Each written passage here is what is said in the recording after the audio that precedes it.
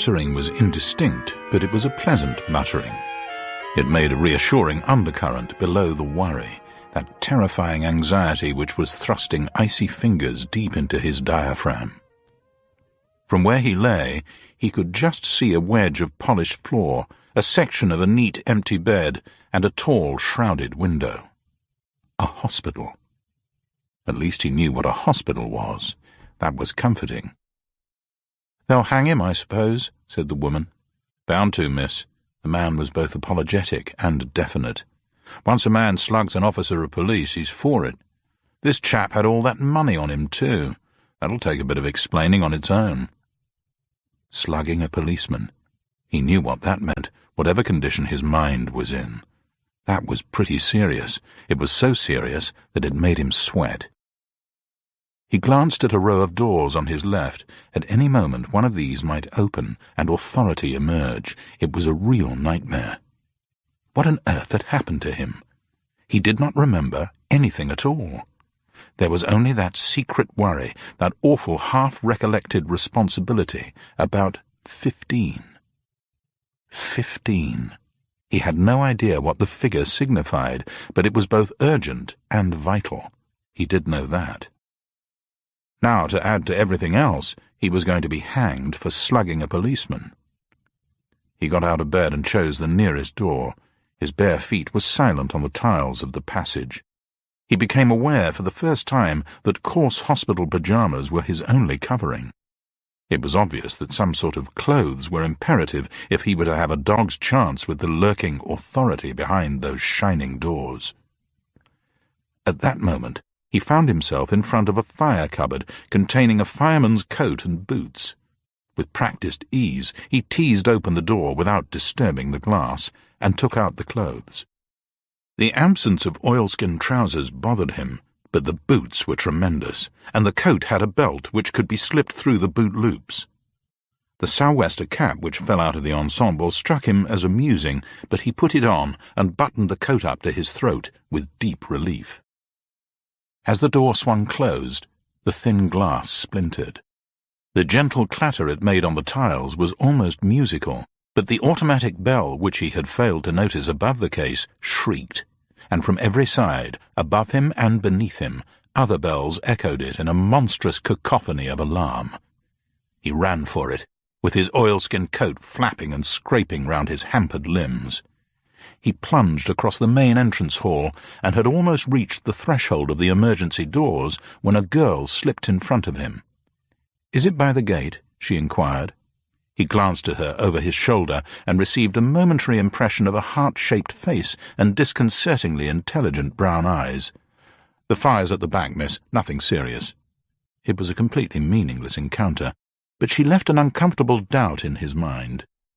He took the nearest car. As he turned east onto the high road, he realized he had picked a terrible one. Somewhere behind him, a suggestive clanking was growing noticeably louder. He had travelled half a mile or so before he became aware of the car behind.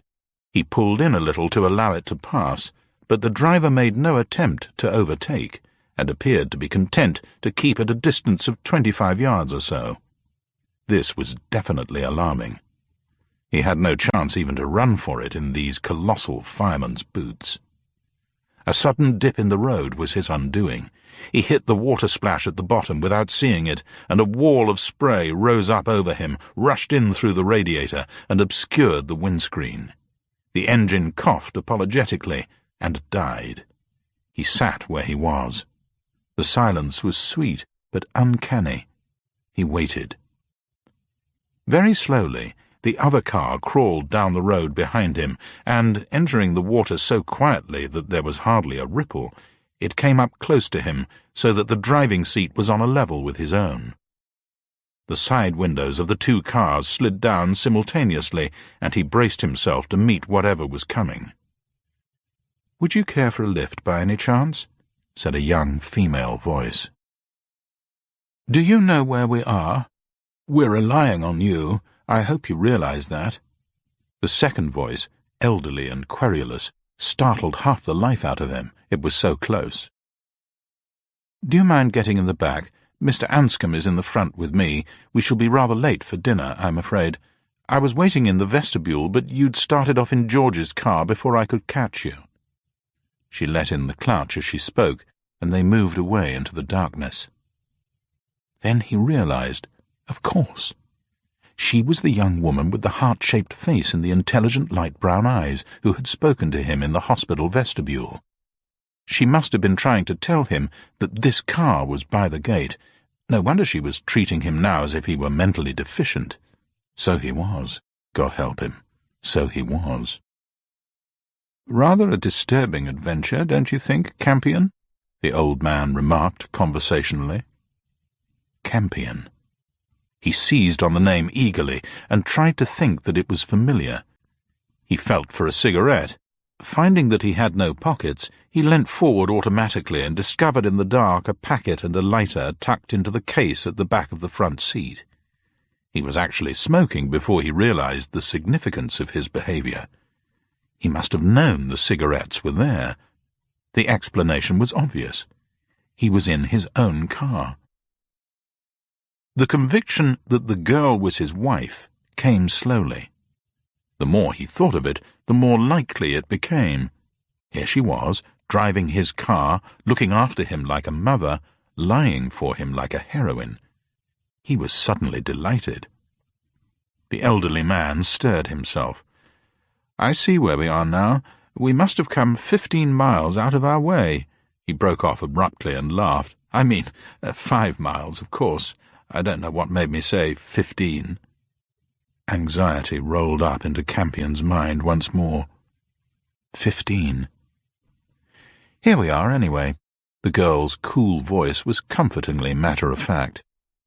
"If you don't mind, Mr. Anscombe, we'll put you down at your gate and rush on to change. We'll see you at dinner, shan't we?" "Yes, yes, I shall be there." Through the window, Campion caught a glimpse of the old man disappearing between high stucco pillars towards a steep, dark house beyond. "Silly little man," said the girl suddenly. "He's left his parcel." "That's all right, I'll take it," Campion said hastily, fumbling for the door handle. "You can't in those clothes." "Yes, I can. He won't see me, or if he does, he'll have to realize I'm an eccentric." He took the square parcel and staggered out after the departing figure. The front door was already closed when he found it, and rather than knock, he laid the package on the step and hurried down the drive to the waiting car again. Now that he was alone with this delightful, if unrecognizable, wife of his, he felt unexpectedly embarrassed about coming to the vital point. "It is all very difficult," he began awkwardly. "I know. I only found out where you were by a miracle. I'd been waiting down at the station as we arranged. What happened? You're not hurt?" "Oh, Lord, no," he said, warmed by her anxiety. "I'm all right, really.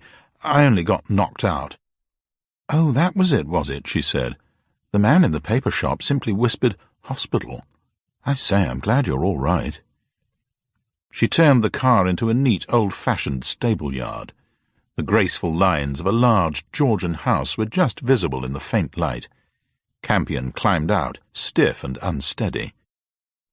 As the door closed softly behind them, he suddenly saw her and recognized her, the first real and familiar thing to emerge in the terrifying darkness of his mind.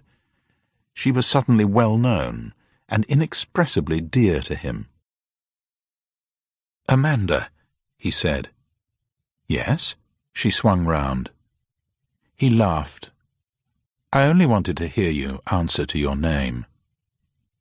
The smile faded from her face, and he thought she looked a trifle embarrassed. They reached the upper hall, and Amanda opened a door under an archway. "You get dressed, and so will I. I'll give you 10 minutes. I must see you before we go down." Albert Campion went into the room that presumably was his own and looked at the dinner jacket laid out neatly on his bed. The tailor's tab inside the breast pocket assured him that it was his. He thrust the firefighting kit into the bottom of a wardrobe and was about to close the door on it when a sound behind him made him turn. It was Amanda, She was wearing a long, smooth white dress. She was wonderfully easy to look at. "Admiring yourself?" He glanced behind him and saw the point of her remark. The door of the armoire had swung open, revealing a dressing mirror within. "No," he said, and paused abruptly. He had just caught sight of himself and her standing beside him. He was older than he had thought. He saw a horrified man of 35 or so, tall and remarkably thin, with a lean wooden face on which there were far more lines than he had expected. She, on the other hand, might have been still at school. "Albert," she said, "I know this isn't the time, and that all this business going on is far more serious at the moment, but I've got this on my mind, and I want to clear it up. You know you were going to marry me next month." The information appalled him. His disappointment and loneliness were overwhelming. "Was I?" he said flatly. She drew back from him, and for a moment he felt panic-stricken that she was going to walk out and leave him. "Don't," he said wildly. "I didn't mean that, Amanda. I'm completely at sea. I don't know where I am, or who I am, or what I'm doing." "Oh, I know." She was herself again, impulsive and warm and friendly. "I know, and I'll see you through this. You can rely on me absolutely all the time. That is true. You do know that." "It's disgusting of me to talk about the marriage when you're nearly off your head with worry about the other thing, but you know how hopeless I am about hiding anything. You see, we've never had a love affair, have we? I've just been going to marry you ever since I was 17. Well, now I want to call all that off. I don't have to explain any more than that, do I?" "How old are you?" he asked. 25. As old as that. And you've been going to marry me for 8 years. "Well, yes. You've been going to marry me for 8 years, and now you're not." If he was a half-wit now, he seemed to have been a lunatic for some considerable time. He could hardly tell her now that he could remember nothing and nobody, and to appeal to pity is very loathsome in love. She put her hand in his. "You're a dear," she said. "I knew you'd be like this. You've always been rather magnificent, Albert, and you still are. I mean that you're a bit sensible, and, well, not exactly cold, but—" "Fish-like," he said bitterly, and let her lead him, lonely and wretched, downstairs towards that sinister other thing which was still lying like an ominous bundle behind the dark curtains of his mind. Campion followed Amanda into the drawing-room. 5 people stood about sipping sherry from beautiful old apple-green glasses. A tall, big-boned man came over to them at once. "Now it's just Anscombe to come. I don't think you've met everyone, have you?" It was coming back to him, or some of it was. This man was Lee Aubrey, and this was his house, the principal's house, in the Bridge Institute of General Research, that remarkable and ancient institution which, from being a provincial curiosity, part charity and part museum, for 150 years, had blossomed forth in the early part of the century into one of the most valuable scientific research centres in the country. Lee took him over to the other side of the room, ostensibly to find some sherry. "Rather a depressing assembly, I'm afraid," he murmured diffidently. "The Bridge Institute may do work of national importance, but it's still the so-called philanthropic little plaything of the masters of bridge." Aubrey looked at him closely. "My dear good man, you're exhausted," he said. "For heaven's sake, have a drink. And oh yes, wait a minute, here are your letters. They've been sent on from London." Campion glanced at the letters with a slowly growing sense of satisfaction. All but one were readdressed to him from 17A Bottle Street, Piccadilly. One had come to him direct at the Bridge Institute. "My office, the Yard, Tuesday. Dear A.C., Fancy a man called Anscombe is your best bet. He is secretary to the masters. For God's sake, get busy. Keep your eye on the calendar. The figures 15 turn my belly whenever I see or hear them. Nothing else this end. Forced to rely on you only now. If this thing happens, it is the end. And I mean that. Damn you, succeed. S. S. Stanislaus. The name came back to him with relief. But Stanislaus Oates was an old man, a prim, elderly policeman of the oldest school. And he was hysterical. This was truly frightful. Some terrible responsibility rested upon him, and he had no recollection of what it was. Lee Aubrey came hurrying in and accosted him. "The police?" Campion repeated. "I can't see the police now." "But my dear chap," Aubrey's deep voice was urgent.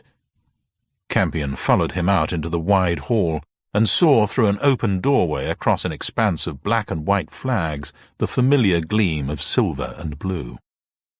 "They've come about Anscombe," said Aubrey. "The poor old boy has just been found dead in his garden, and you and Amanda appear to be the last people to have seen him alive." Aubrey introduced Campion to County CID Superintendent Hutch. "I just want the usual, you know," the superintendent said cheerfully. "A brief account of your last meeting with the deceased. Where did you leave him, and when?" Campion took the plunge without a pause. Hesitation, he felt instinctively, was death. "I last saw Anscombe at his own gate," he began glibly. "We'd come from, the town." "What town?" He had not the least idea. "I think we ought to have Amanda here." "Amanda, sir?" "Yes, my fiancée, Miss—" The hopeless pitfall loomed too late. Lee Aubrey was staring at him. "I had rather hoped to keep Lady Amanda out of this as long as possible. She gave Mr. Anscombe a lift into Coachingford when she went to meet Mr. Campion off the London Express. They were delayed and didn't get back until just after 8. These are the brief facts. Mr. Campion can give you anything else you need, I think. You won't need to trouble her at all, will you?" The last words were barely a question. He spoke with the complete assurance of authority. Campion had been sidetracked momentarily by the valuable name Coachingford, but it now dawned on him that as principal of the Bridge Institute, Aubrey was no ordinary power in the land. "I think I ought to see her, sir, if you don't mind." Lee Aubrey clearly found the superintendent's insistence astounding. He swung round on the policeman. "Mr. Anscombe died naturally, surely?" Hutch looked uncomfortable. "We're not absolutely certain, sir. He didn't do it himself, that's one sure thing. More I can't say, can I?" Aubrey went out, leaving Campion with the policeman. Campion took a deep breath. "How did Anscombe die?" he inquired. The policeman grinned. "We were going to ask you about that, Mr. Campion," he said. In the moment of paralyzed silence which followed, a heavy round man in early middle age appeared in the doorway. "Hello, Super. Mr. Aubrey here. Oh, it's you, is it, Campion? What a bad business, eh?" He had a distinctive, ugly face, and impudent eyes beneath fierce and tufted brows, but for the rest he was as much a stranger as anyone else in this new and confusing world. "I'm supposed to have dropped in for coffee," he said, "but I understand you haven't started to eat yet. You told me this dreadful tale about Anscombe, too. Poor old boy, he couldn't face it, I suppose, or am I letting cats out of bags?" The superintendent eyed him. "It wasn't suicide, Mr. Pine." "Wasn't suicide?" The newcomer seemed first astounded, and then embarrassed. "I heard that his job, like all these hereditary offices, took a fine old packet to keep up, and that the old man was on the verge of a smash and had made up his mind to resign as secretary to the masters. Naturally, as soon as I heard he was a deader, I thought he'd done it himself. The biannual meeting of the masters is sometime this week, too, isn't it?" "Tomorrow." "Is it?" "Very likely. They're such a secret, high and mighty body that they don't trouble to publish a little thing like that, even if they are only a glorified parish council. The superintendent looked frankly scandalized, and Pine, catching Campion's eye, burst out laughing. "I'm sorry. I'm behaving disgustingly. Poor old Anscombe. I didn't know him well, of course. You didn't know him at all, did you, Campion?" "I appear to have been the last person to have seen him alive." The remark was not altogether fortunate. Amanda, who followed Aubrey into the room at that particular moment, heard it and said the first thing to come into her head. "I was there too," she said, "unless you saw him in the garden when you followed him in." Everybody looked at Campion. "That's right. I followed him into the garden with a parcel he'd left in the car. I didn't catch him, though, so I put the package on the doorstep and went back." There was another silence after he had spoken, and it was broken by Pine. "What an extraordinary thing to do, old boy," he said, and laughed awkwardly.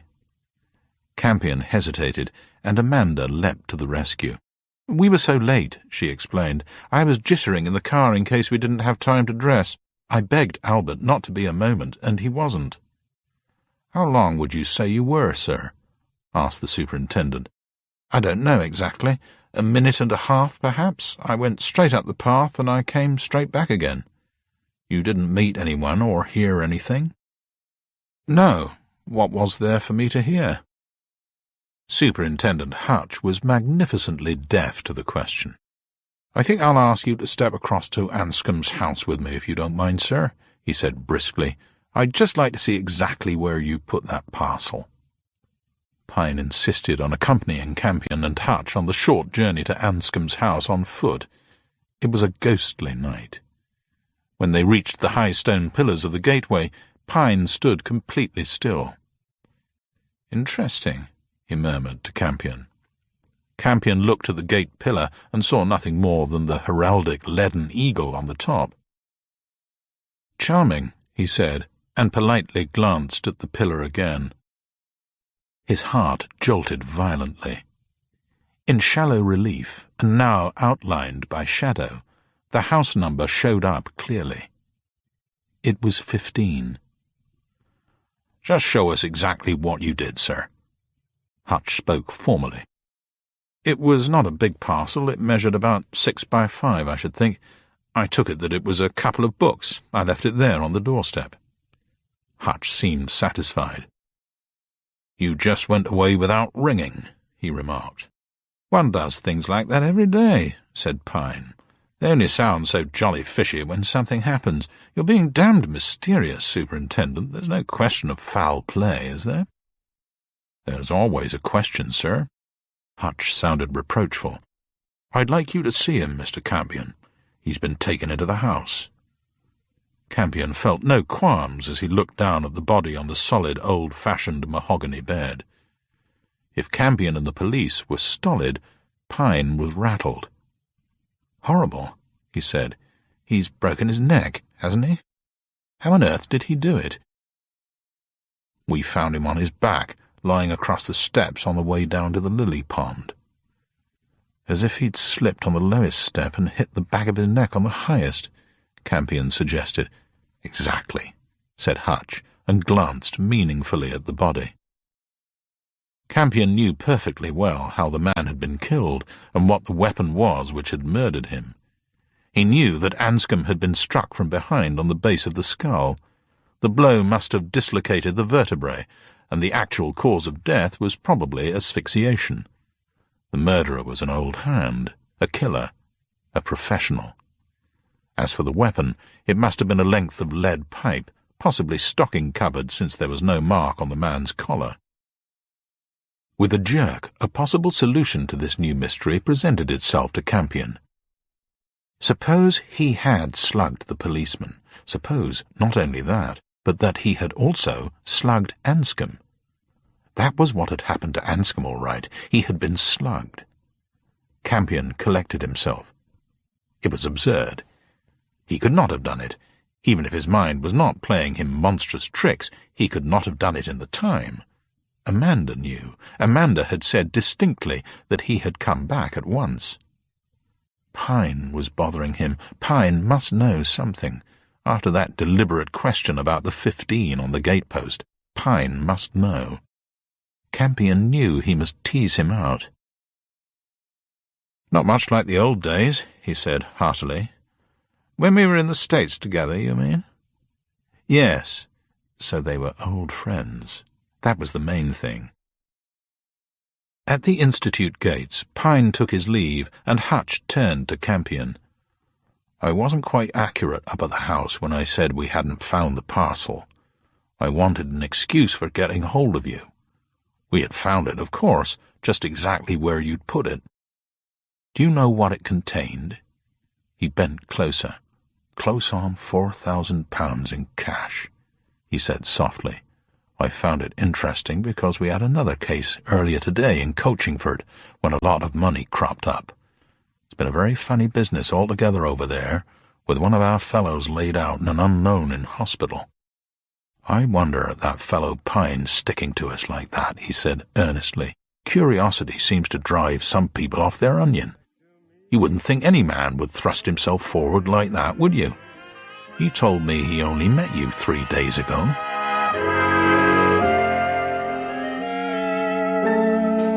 Campion sat on his bed with the door open, as if he were a schoolboy in the throes of a first love affair. Until that moment he had not properly assimilated Amanda's announcement of earlier in the evening. She meant what she said. She was not going to marry him. Beside this actual disaster, all the other inconsistencies, the mad cat-and-mouse behaviour of the police, the too friendly Pine who had tricked him into a betrayal, faded into fantasy. He got off the bed and walked out of the upper hall. He went over to the banister without hesitation and looked down. Lee Aubrey, his host and principal of the Bridge Institute, had taken Amanda's hand and was swinging it backwards and forwards. "Good night, Lee," she said, sounding positively schoolgirlish in an effort to be matter-of-fact. Then, turning away, she hurried upstairs to arrive pink and a little breathless before Campion in the upper hall. "What's the matter?" she demanded. "What's happened?" "I want to talk to you." "All right, what is it? I say nothing else awful, surely." She appeared to expect disaster, and hurried into his room as if she thought to find concrete evidence of it there. "There's one thing you've got to tell me," he said. "I've been trying to find out all the evening." "What?" "What day is it?" She stared at him. "Did you hang about on the staircase simply to ask me that? You're behaving rather extraordinarily, aren't you?" He was, of course. He saw that the moment she pointed it out. To the uninstructed, his behaviour and the all-important question could have only one explanation, that he was acting like a jealous child. He felt unreasonably angry with her for his own helplessness.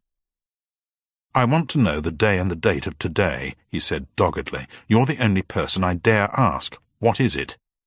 "It's the 13th, I think." She was furious, and the dignity which her control lent her was the coldest thing on earth. "Friday, I suppose." "No, Tuesday. Now I think I'll go to bed." Tuesday the 13th. That meant Thursday the 15th. A day. A day to do what? Amanda moved over towards the door. A great surge of desire for comfort from her broke over him. It was on his tongue to risk everything and come out with the awful truth about his amnesia when her next remark silenced him. "I'm sorry I behaved so badly. I've got a bit self-centered. I thought you were playing the fool because I was falling in love with Lee." She spoke without any affectation and was free from any suggestion of the coyly blunt. Her eyes were as candid as her words. "Are you?" "I think so." "Why?"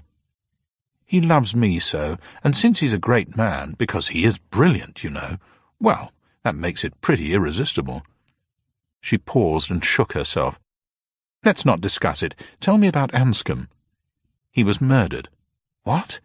She sat staring at him. "But that's impossible. Who did it?" "I don't know." "Of course, you're under oath, and that's final. I don't mind. I know you well enough to work under sealed orders. Otherwise, I'd hardly have done the unforgivable thing and got Lee to invite us down here without telling him you were working on something in the town. I've got your assurance that it's desperately important. That's good enough." Campion was standing with his back to her and did not dare look round. "How did you get on at Coachingford?" she inquired at last. He shrugged his shoulders, and she nodded gloomily. "Like that," she said. "Never mind. I don't like this Anscombe business, though. That's horrible. Just when we thought he knew something." He turned on her. "What made you think he knew something?" "I don't know. I just got that impression." "Not 15? 15?" She seemed surprised. "15 what?" After she had gone, he wondered why he had not confided in her. It was not only because of Lee, and because he dreaded her pity as he dreaded insufferable pain. There was another reason. It was a fear. If she knew of his mental state, if she knew he was accused of killing a policeman and had it presented to her with the facts as they both knew them about Anscombe's death, then would she still regard him with that candid trust which was the most precious thing about her? The whistle cut into his thoughts. The low note, which was just sufficiently unlike a bird's to be uncanny, sounded twice before it brought him to his feet. "Is that you, sir?" The voice was very quiet and came from directly beneath his window. "Are you ready? We'll have to get a move on if we're to get the job done tonight. Can you come at once?" "What?" Yes, all right. I'll be with you in a moment." Campion went downstairs with the soft-footed tread of a professional burglar. In his mind was a single, unqualified question mark, for the voice had been the utterly unmistakable one of Superintendent Hutch. If this was arrest, the whole world was as light-headed as he was. The superintendent's jaunty figure emerged from the black shadows round the house and dropped into step beside him. They turned away from Anscombe's house at the end of the drive and plunged off downhill into the picturesque town. As they turned across a wide market square, which might well have decorated any calendar, the policeman opened out a little. "Do you understand the position of the masters in this town?" "No," said Campion truthfully. "I'm afraid I don't. Most of the offices are hereditary, aren't they?" "All of them." Hutch appeared to respect the fact. "It's a very interesting survival. Their records go back nearly 500 years. Bridge is the only example of what you might virtually call a free city in the British Isles. Other than London, of course. That fellow Pine, he called the masters a glorified municipal council, you may remember. So he can, but if he realized how glorified they are, he'd keep his mouth shut like the rest of us. They're kings. That's what they are, little kings. Between them, they own the whole place, and the Institute makes them rich. They own the land, they appoint the magistrates, they control the licenses, and it's their say-so. They got a finger in all sorts of pies. They're thick as thieves with the government, and in fact I shouldn't be surprised if they weren't one of the most powerful bodies in the whole country in their own quiet way. That's why our little job tonight is so delicate. We haven't got too much time, either. This way, sir. It's quicker." Where they were going so fast and so secretly remained a complete and utter mystery to Campion. Hutch drew him down a narrow alley. Another sharp turn brought them out into the open moonlight again, and Campion, still with his new child's eyes, was brought up short before what is perhaps one of the most dramatic natural pictures in England. The bare hill rose up stark and unexpected, like the head of the giant horse it is said to resemble. The Nag. By the light of the moon, it was breathtaking. "I had a call from Coachingford," Hutch said. "They're having a bit of a manhunt all round here tonight. Chap slugged a policeman, stolen car abandoned on the high road, and all the rest of it. They'll pick him up in the morning when they can see what they're doing. They're circulating a full description. Here we are, sir, this way." Campion had started like a cat. He noticed with concern, and he had a conviction that his nerves were not usually so unreliable. They had taken a side turning which ran around the eastern base of the Nag. This street was particularly ancient, and here the buildings hung together, shrinking into the very sides of the hill. The superintendent took Campion's elbow and led him into a minute alley which ran down between the shop and its neighbour. At the end of the alley they came into a yard. It was little more than a well, with the nag rising sheer on one side and the building crowding down upon them on the other. Hutch produced a torch no larger than a rifle cartridge. Its pinpoint beam lit up a keyhole in a surprisingly modern door set in an ancient frame. A short key slid into position and the lock turned over. They passed inside into the spicy, slightly rancid atmosphere of a storeroom. They seemed to go on walking for some time. Another door brought them to a flight of wooden stairs and a surprising change of atmosphere. It was a long climb, and Hutch began to relax some of his elaborate caution. "We're right in the hill now," he said unexpectedly. "You wouldn't think it, would you? We'll go right on up to the council chamber, shall we? There's nothing much down here." "Is this the only entrance?" inquired Campion faintly. "Not likely." Hutch paused in his stride. "You know about that, surely." "Excuse me, sir, but don't you know your guidebook? I thought everyone knew about the doors of bridge, as they call them. It's one of the features of the place. For those 4 doors, each one marked by an innocent-looking house, give it a sort of romantic touch, if you see what I mean." "What houses?" inquired Campion, who appeared to have given up subterfuge. "Well, there's the pub, for one." Hutch was torn between astonishment and delight at the discovery of such ignorance. "The old nag's head is built right across the main door. That's the ceremonial entrance where the masters go in on a meeting night. Then there's the gatehouse. The 3rd door is off the rectory. It's a sort of gallery there next to the church. And the 4th lies behind the Wayne house, farther off down the street. Mr. Phillips, who is the hereditary groom, lives there. It's all very old world and out of the ordinary if you come to it new. But, of course, when you're as used to it as we are, you don't see anything in it. It's just a custom, that's all." "We came in by a 5th door, then," Campion murmured. "We came in by the back door," said Hutch firmly. "Not many people know about it. I came in that way tonight because it seemed safest. I don't want to have to give a lot of explanation, and I'm sure you don't. This is the last step, sir. Now to your right." Hutch swept a broad beam of light round them, and Campion stepped back. The place was enormous. It was church-like and colossal. He received a confused impression of black panelling, full-length portraits of heroic size, and overhead canopies of ragged banners, still bright and gallant after their passage down the centuries. The centrepiece turned out to be a table. It was a mighty affair of glistening black oak encircled by 25 chairs. "Well, sir," Hutch sounded a trifle breathless, "here you are. I've risked my warrant to get us in, and I hope you'll forgive me if I say for God's sake get whatever you have to do done as soon as possible, so we can get out before the light.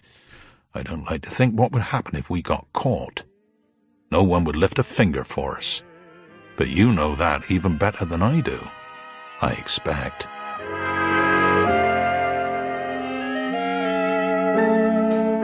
Campion did not move. Since he had evidently engineered this illegal entry himself, and had apparently persuaded a superintendent of police to break the dearest law in the British Constitution in order to achieve it, it must obviously have some vital importance, and he himself must possess much more than ordinary influence. There was something he had to do here. More probably, something he had to find out, and there was no knowing what stupendous matters hung upon his success. Already it was long past midnight. The morning of the 14th had begun. The 15th, as far as he knew, was 0 hour. It came to him that he must lay his cards on the table, admit his amnesia, and take the consequences. He turned to Hutch, prepared to speak, but as the first difficult words formed in his mind, the superintendent began again. "I don't like to criticize," he said. "We're instructed to give you every assistance no matter what you ask, and so we will. But it would make things simpler if the chief constable and I had a glimmer of what you were up to." He paused hopefully, but when the man before him did not reply, went on earnestly. "Look at that Anscombe business this evening, for instance. I haven't been in the force for close on 30 years without being able to recognize a corpse which has been slugged when I see one. But what am I to do? There's a ready-made loophole there, and that young doctor seems willing to accept that he fell down and broke his neck, so I can let the whole investigation collapse without any trouble. But am I right in doing that? Is it in the country's interest, or is it nothing to do with the case? I don't know. I'm asking you. I'm in the dark. I can't tell you, Campion said helplessly. Don't you understand? I am simply unable to tell you. Hutch stiffened. He was like a soldier at attention. Very good, sir, he said. I'm in your hands. Carry on. Campion glanced towards the papers neatly arranged on the table in the vast hall and experienced his first ray of hope. On the top of the pile was a fold of foolscap neatly headed, Masters of Bridge, Agenda. By the light of the torch he read the list of items down for discussion at the morrow's meeting. It began archaically enough with prayers to Almighty God, and went on to the orthodox Senior Master's opening remarks, minute of the last meeting, and correspondence. Main business of the evening, he read, and saw underneath it, in a large, carelessly drawn circle in red ink, the haunting figure 15. He refolded the sheet, put it back into position, and stepped back. His knees were trembling. It was all here, he felt certain, all under his hand, and yet he could not recognize it. The other half of the talisman was lying just out of his reach in the monstrous darkness of his own brain. Campion peered round him in the gloom. There are other rooms, of course. This is the only actual habitable room, sir. The others are only caverns, storerooms. I see. I'd like to go on a bit, though. Is that possible? They passed on into a passage, and thence an iron ladder took them down into the master's storerooms. A brief inspection disclosed that the main use to which the masters put their space was the storage of wine. They must have done themselves proud for generations. I bet there's a fortune here. As a matter of fact, they do own vineyards all over the world, I've heard. Superintendent Hutch's 2 torches disclosed pile upon pile of small packing cases, each sealed and labelled with a grower's name. He gasped. There's a cargo of it, he said, sounding thoroughly shocked. A perishing cargo. Hello, sir. What's the matter? Campion had paused in the middle of a step. His body had become rigid, and he stood immovable, his head raised. Listen, he whispered. What is it, sir? A petrol engine. Listen. Very faint, so muffled that it was more of a sensation than a sound. The throbbing reached them. It's beneath us.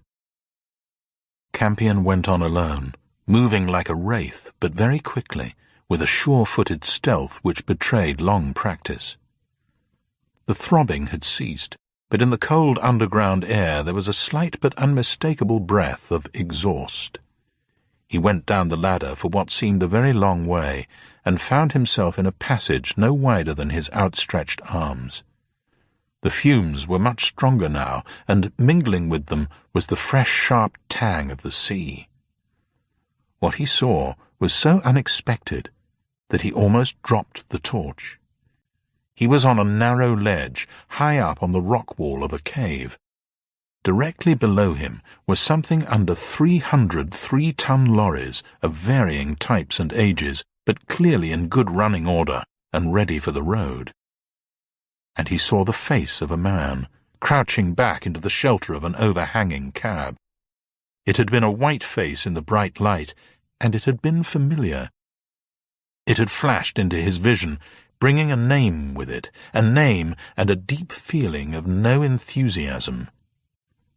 Weaver B. His head ached maddeningly, and he was not too certain of his legs. As he felt his way up the narrow iron ladder, he tried to assimilate what he had seen since entering the nag. There was the number 15 on the agenda, That must be of interest. And the man he had just seen, if his presence was normal, why had he hidden? He struggled on, and by the time he heard the superintendent's heavy breathing just ahead of him, he had made up his mind. There was only one course open to him, which was not criminally negligent. He must get in touch with Deputy Commissioner Oates at the Yard at once.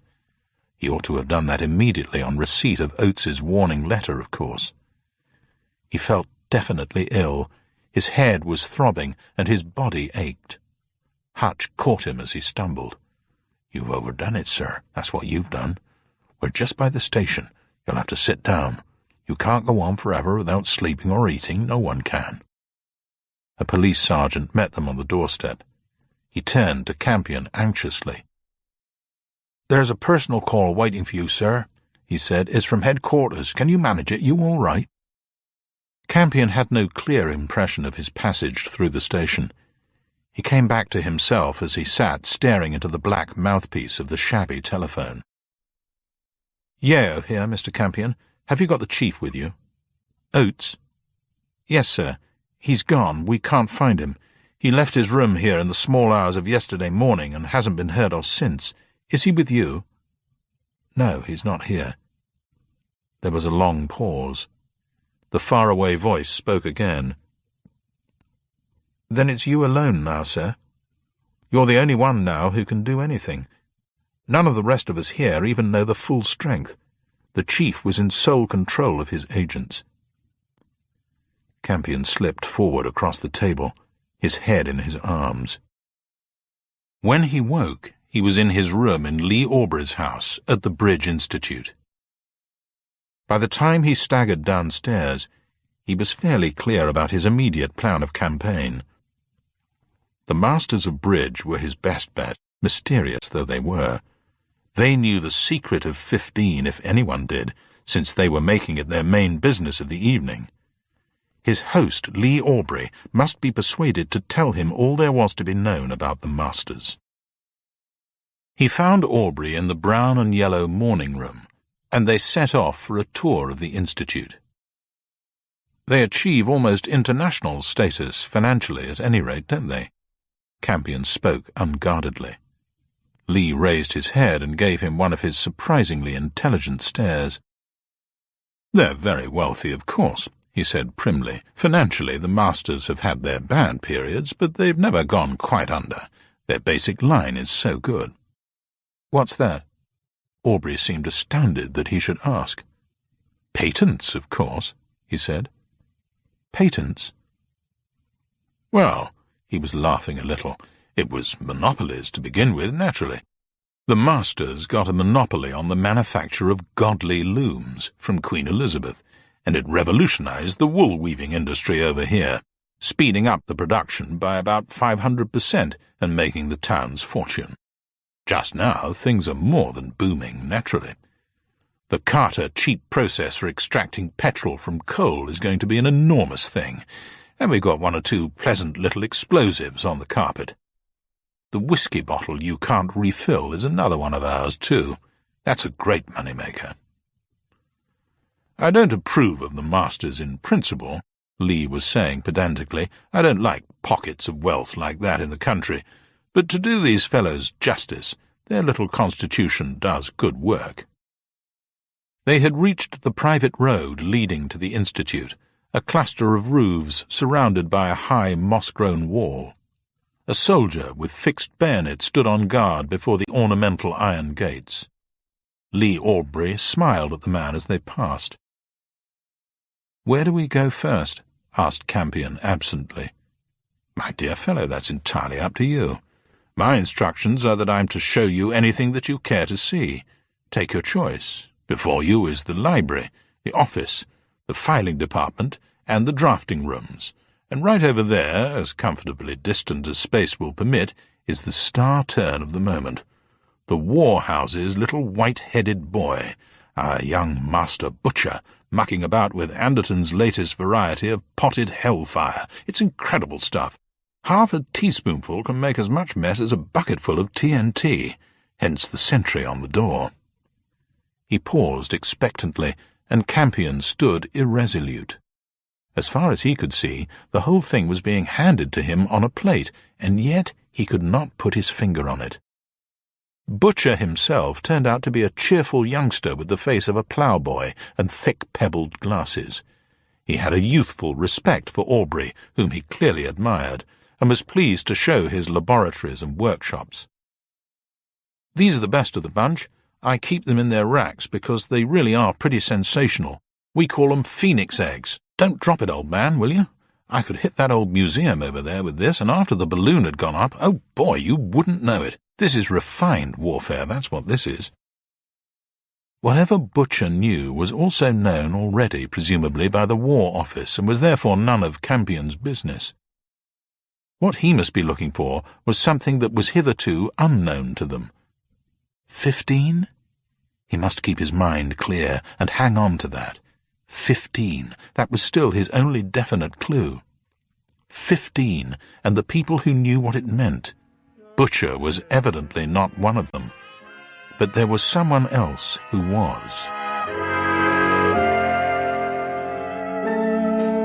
"Look, there's that fellow Pine," said Campion. "Really?" Lee Aubrey's distinctive face clouded. "What on earth is the man doing wandering round here alone like this?" "Who is he?" "Pine? Oh, rather an interesting bird, remarkably intelligent in his own way. Probably dishonest, works like a fiend. He's evacuated his office down here. It's an amusing little organization. He calls it Surveys. I suppose you've heard of it?" "It's faintly familiar," said Campion, not untruthfully. "What do they do?" "They're an advice and information bureau. If you want to build a factory or start up a business in an unknown locality, they'll get out all the dope on the place for you. They're remarkably thorough, all in the strictest confidence. Pine told me once that he had 10,000 agents all over England." Pine was almost upon them. He was still hearty, but now there was suppressed anxiety and a touch of antagonism there as well. He greeted them without preliminaries. "Well, what about last night? What about Anscombe?" Anscombe and his disturbing manner of dying had gone clean out of Campion's mind. Good God, he had forgotten that. What else had he overlooked? Pine wiped his forehead. "I don't like the look of that death. If the police are satisfied, of course, it's nothing to do with me, but I rather wondered if they were." Pine glanced at Campion. "Murder was the thought in my mind," he said. "There's been a manhunt all over this district for the last 12 hours at least," he remarked presently as they walked on. "A fellow wanted by the police escaped from St. Jude's Hospital in Coachingford last night. He pinched an old car, abandoned it at the water splash on the Lower Bridge Road, and disappeared. They're still searching for him. Doesn't that strike you as suspicious?" Lee burst out laughing, an almost feminine spitefulness in his amusement. "Oh, come," he said, "that's childish, Pine. It won't wash. You're upset, my dear chap." "Have you read the description of the man the police are looking for?" Pine continued. "The man they want is 35 years old and 6'2" high. He has a pale face and sleek blonde hair, and his chief characteristics are that he is very thin and yet powerful." He paused, and Campion felt sick. "When last seen, he was wearing fireman's oilskins." The plump man turned to Campion. "What name would you put to that description?" Pine persisted. He was waiting for an answer. Campion could not think. Good God, he could not think. This was horrible, terrifying. What name? What name? What name? "Almost any, I should say," he murmured, unaware that he sounded more bored than anything else. "John Smith, Albert Campion, Weaver B." There was complete silence. Weaver B. The man Campion had seen crouching beside a lorry in the cave under the nag. The ridiculous name, which had slipped out so dangerously, did not seem to have registered upon Lee. But with Pine it was very different. For the first time his shining composure was destroyed. "I've obviously made an idiotic mistake, Mr. Campion," he said. "You and I ought to have a talk. Why don't you come down to my office sometime?" Campion was silent. He had no illusions whatever about Pine. The man was on the right track and knew it. It was a tight corner. Delay at this point was the one thing he knew would be fatal, And delay there certainly would be once the county police discovered in him the particular man for whom they were scouring the country. Campion saw Superintendent Hutch as soon as he turned into the yard at Aubrey's house. The plainclothes man was sitting on the running board of a huge old Buick. "Hello." Campion's greeting was unusually hearty. Here at least was an ally. Hutch eyed him curiously.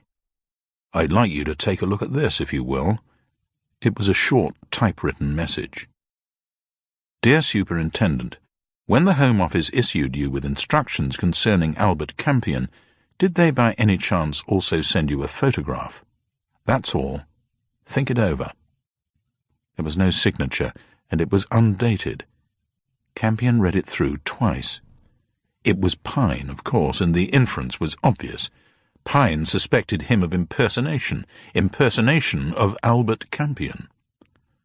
Hutch produced another paper. This proved to be a police chit which detailed the chief physical characteristics of the man who had escaped in fireman's oilskins from St. Jude's Hospital, Coachingford. "I haven't got a warrant, of course," he said at last, "so I'd like to ask a favour of you.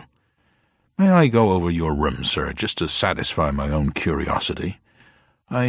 Well, to put it frankly, sir, when I was getting you to bed last night, I noticed the whole room reeked of oilskins. I can't get that out of my head."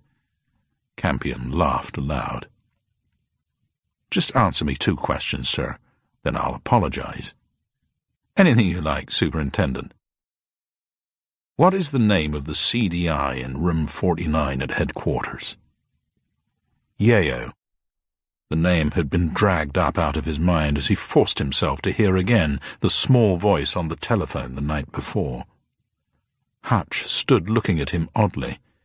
There was no way of telling whether he had succeeded or failed. "And the second?" "What's your own SS number, sir?" Campion smiled. He had no idea in the world. "At the moment, I rather fancy it's 15, he said, and laughed. His tormented mind shuddered. There was nothing for it. He hit out. It was a beautiful, expert's blow which rippled from his left shoulder with the entire weight of his body behind it. Hutch went down like a tree, a silly expression of astonishment still on his face. From that instant he moved automatically. He stepped into the Buick, trod on the accelerator, and took the drive at 60. He entered the big industrial town of Coachingford and drove without hesitation through a knot of tiny streets. He abandoned the car at an open garage, crossed the road, turned down an alley, and pressed on until he paused before a small and dirty shop. He glanced up and down the road and then went inside. He had no idea where he was, nor how or why he had come. The grey-faced shopkeeper cleared his throat nervously and came edging round the counter. "You'll want the boss," he said. "Come inside." The room at the back of the shop was very small and dark. Sitting at a table, collarless and in shirt-sleeves, was a very remarkable person. He had a white, melancholy face, hung beneath a glistening, bald skull, and his eyes, which were narrow and expressionless, were as dull as coal dust. At the moment he was engaged in cleaning and oiling a heavy service revolver. He raised his eyes as the door burst open. "So you've come back, have you?" said the man.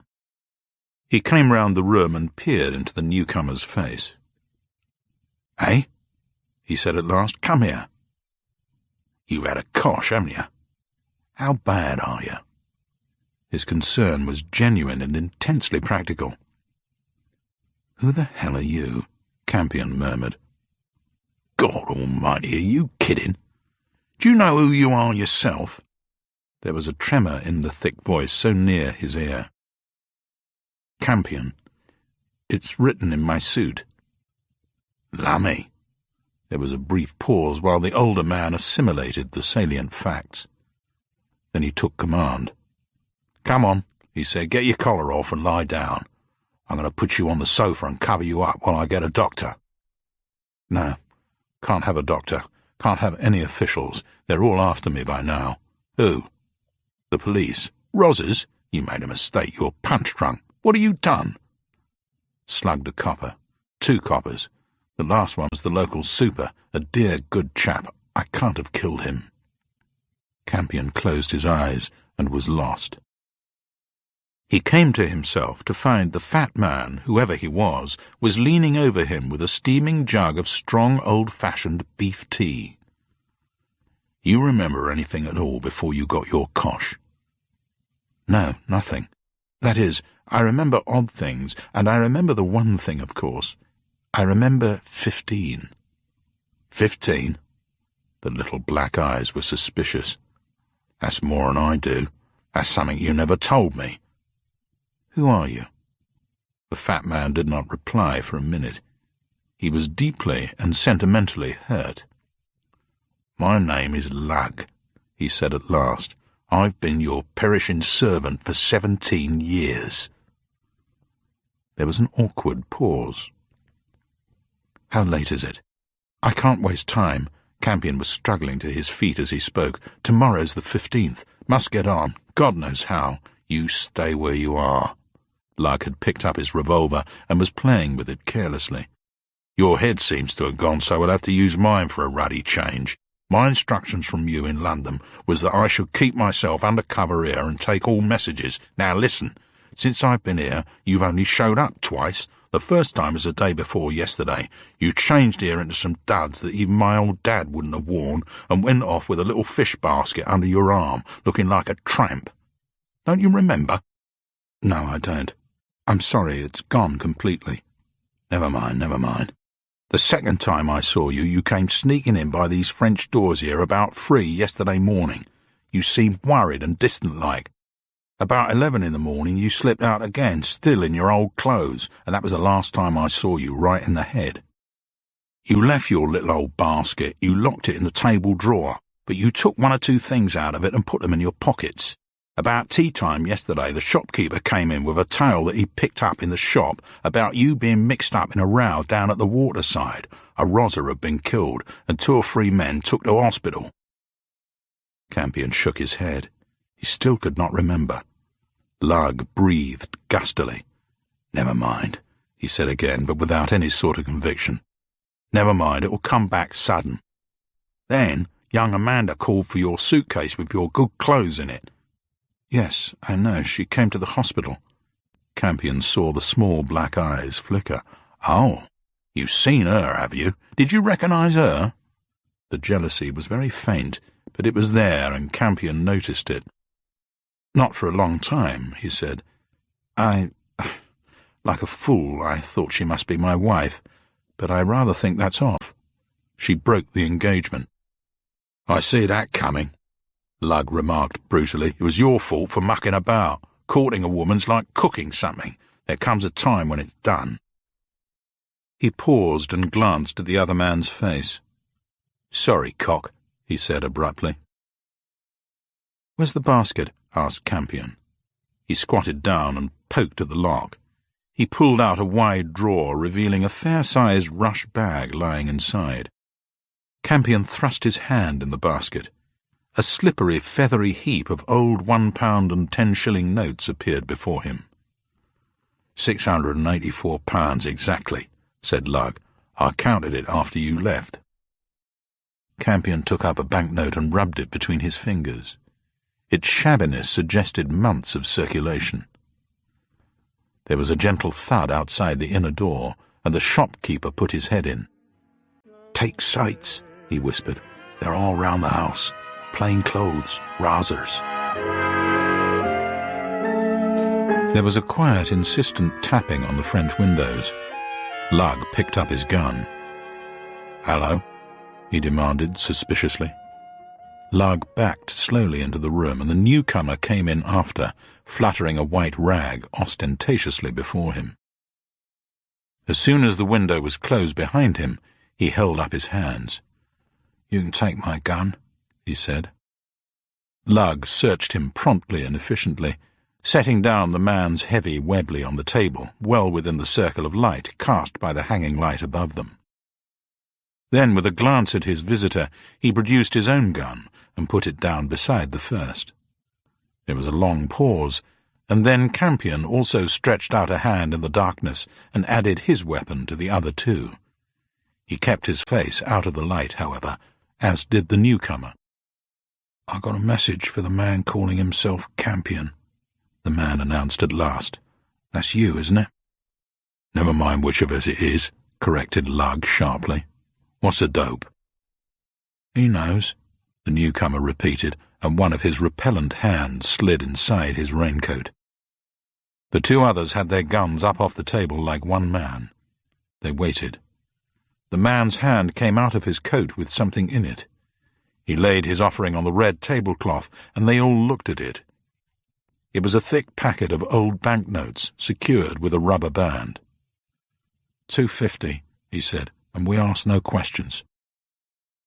"Chicken feed," said Lug thickly. And two more packets of notes appeared on the table. And finally a fourth.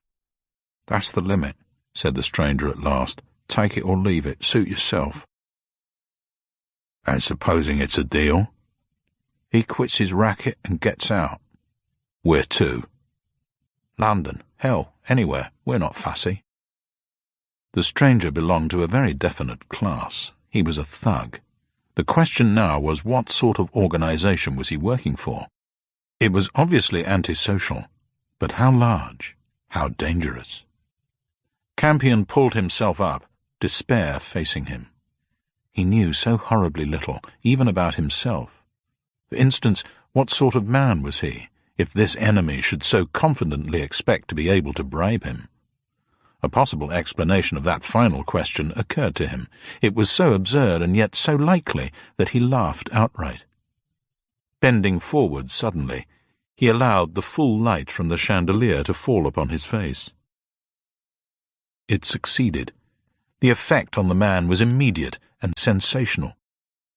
"Campion," he ejaculated in a thin voice. "Campion. You are Campion." He dived forward to snatch up his gun, but Lug was before him, bringing down his own revolver across the grimy wrist as it shot out over the cloth. The man sobbed once, deep in his throat, with pain, and then he turned and rushed from them, leaving gun and money still on the table.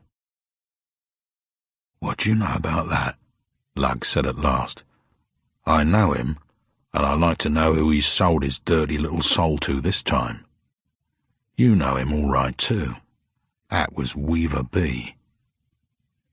Campion thought of the fleets of trucks in the hidden garage under the nag, and he nodded. It was Weaver B he'd seen crouching behind one of them. His brain was working feverishly. It was Pine again, of course, who must be behind this. Pine was the man who had assumed that he was another crook trying to muscle in on a racket by impersonating Albert Campion. What about Pine, then? What about his questions and his amusing organization, and his snooping about at the Institute? Lug gathered up the cash on the table and rolled back the cloth. "Wicked to waste it," he remarked virtuously. The drawer was only just closed when the shopkeeper appeared behind them. "I've got something for you." He presented a long, narrow ledger book. He pointed to the final entry made in his own handwriting. "A.C., it ran, the White Hart, private sitting room, immediately. Come clean." "I'll give you a couple of hours," said Lug. "If you're not back, then I'll come and save your ruddy life again. Won't be the first time. Don't forget you're not right in the head now, either." Campion set out wearing a shabby raincoat and a peaked cap provided by the shopkeeper. At the White Hart, a young man in an ill-fitting tailcoat led him up the staircase and knocked on the door of a room on the landing. Campion went in. A little old woman stood before him. "This is so awkward," she murmured. "I don't think we've met." They shook hands and stood looking at one another. "It's all been such a shock," she said unsteadily. At that moment, an inner door, which he had not noticed before, opened, and, as though in direct answer to prayer, his fiancée, Amanda, stood on the threshold. She was lovely, she was kind, She was friendly, a right thing in a ghastly, unrealistic world. That was it. She was an oasis. "Oh, beautiful," he said. Her fine eyebrows rose into arcs on her forehead. "I heard your voice," she said. "I'm so sorry I wasn't here when you came. Have you and Miss Anscombe met? I've got Miss Anscombe to come along herself to tell you one or two things, Albert." His memory had deserted him. He sighed. "Why?" he added disastrously. "Well, naturally, Albert." Amanda caught the dropping brick with both hands and struggled with it manfully. "I mean, since her brother's death, she's been frightfully hurt and shaken." Her brother. Miss Anscombe, of course. He understood at last. This must be the sister of the murdered man. "Well, that's why I've come here now," said the little old woman, "to talk about poor Robert. We shall never know how he died. He was a very weak person in some ways, and if he had taken his own life, I should have been very sorry and very hurt, but I should not have been surprised." "Was your brother frightened of something?" he demanded. "He had something on his conscience," she said. "I always felt he was just going to confide in me, but he never did."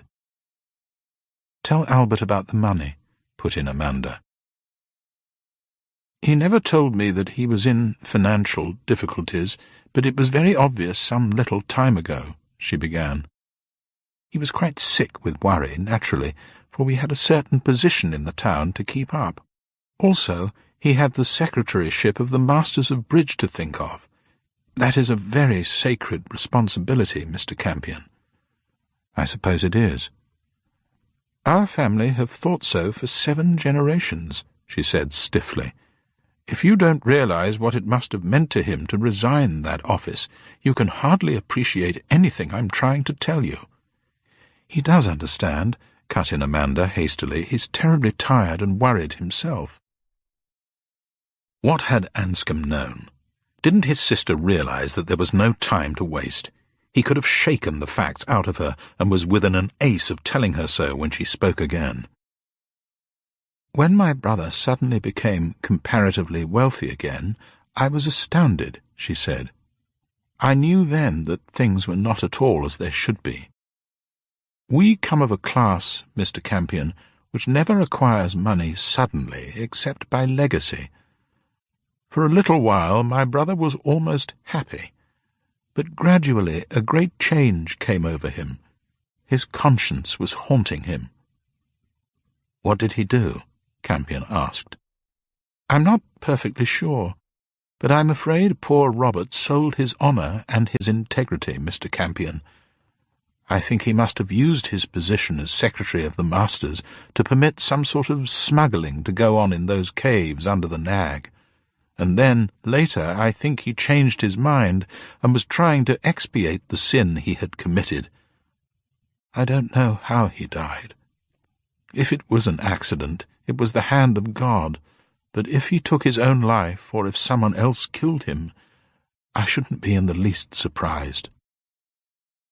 Campion felt the muscles at the corners of his jaw contracting. This was truth.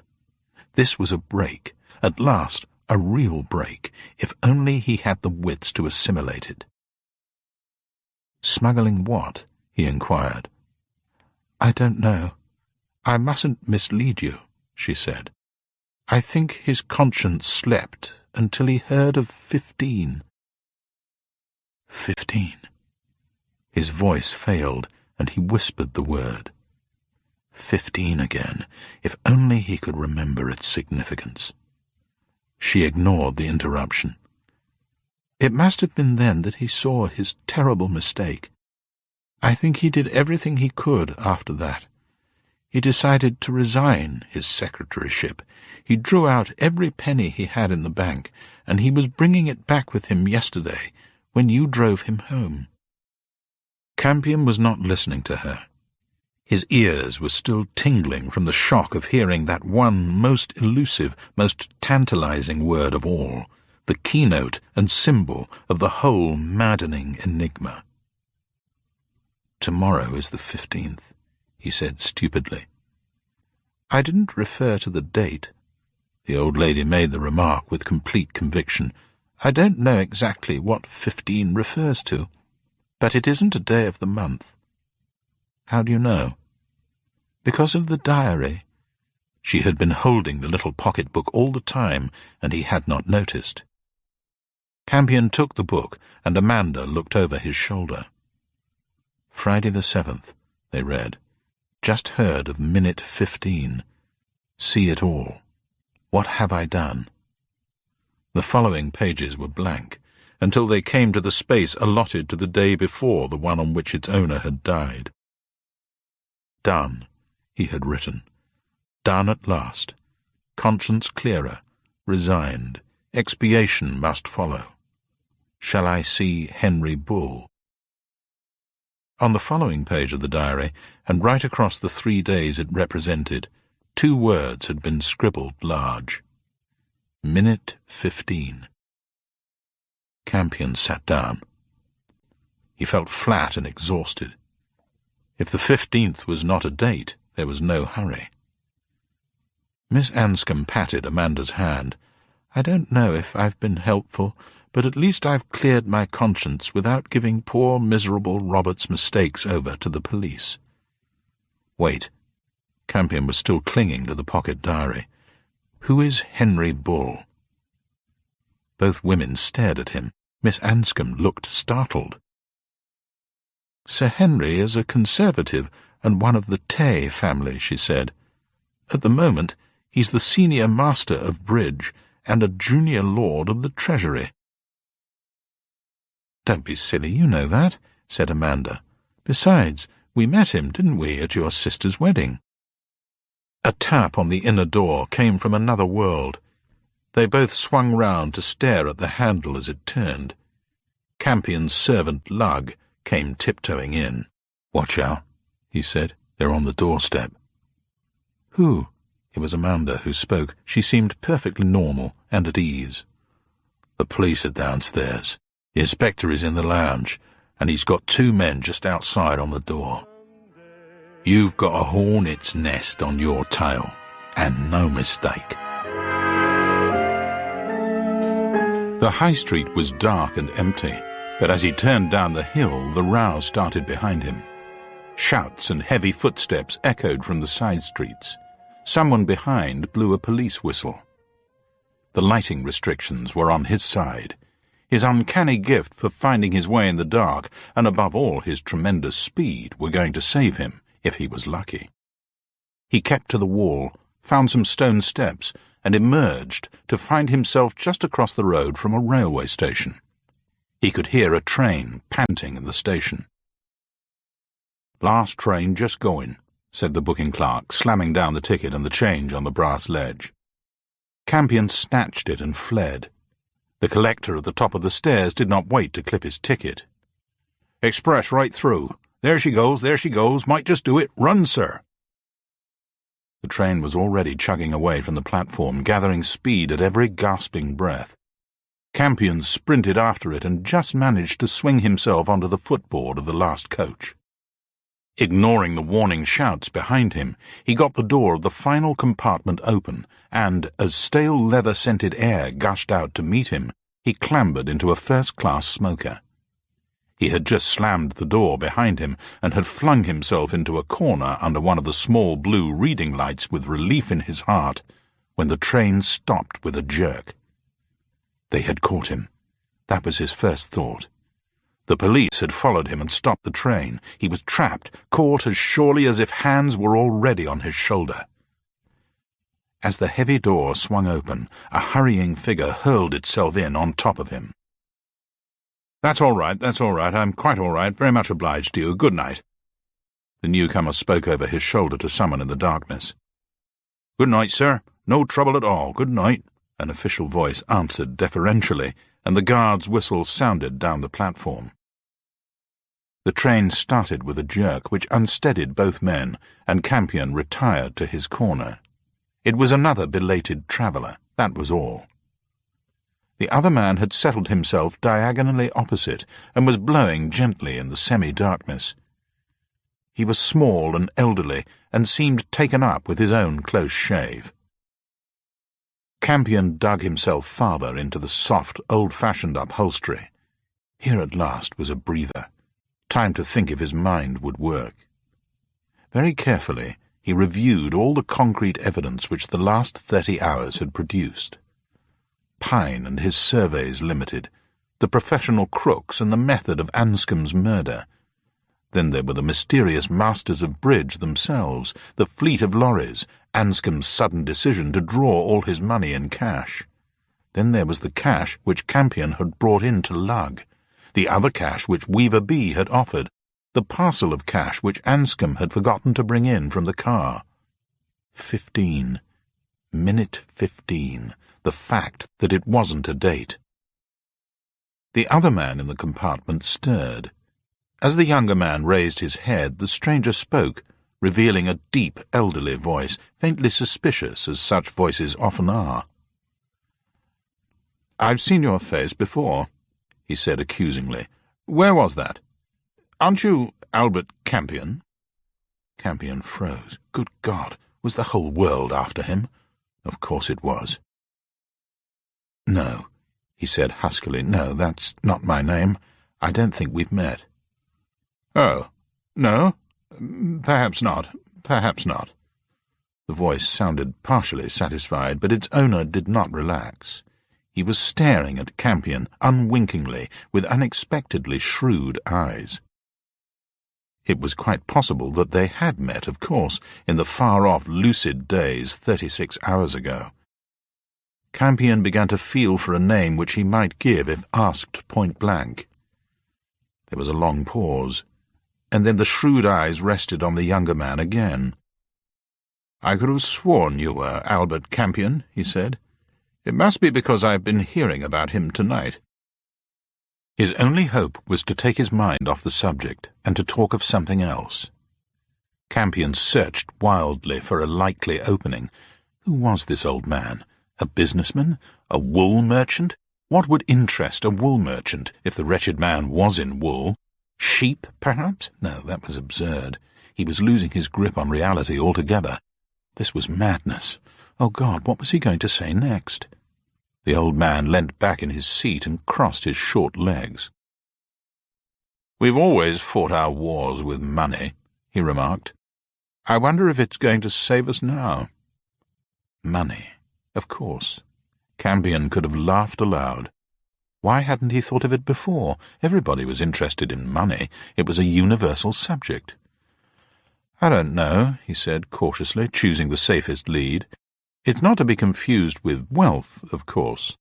"No," said the old man briefly. "No, it's not.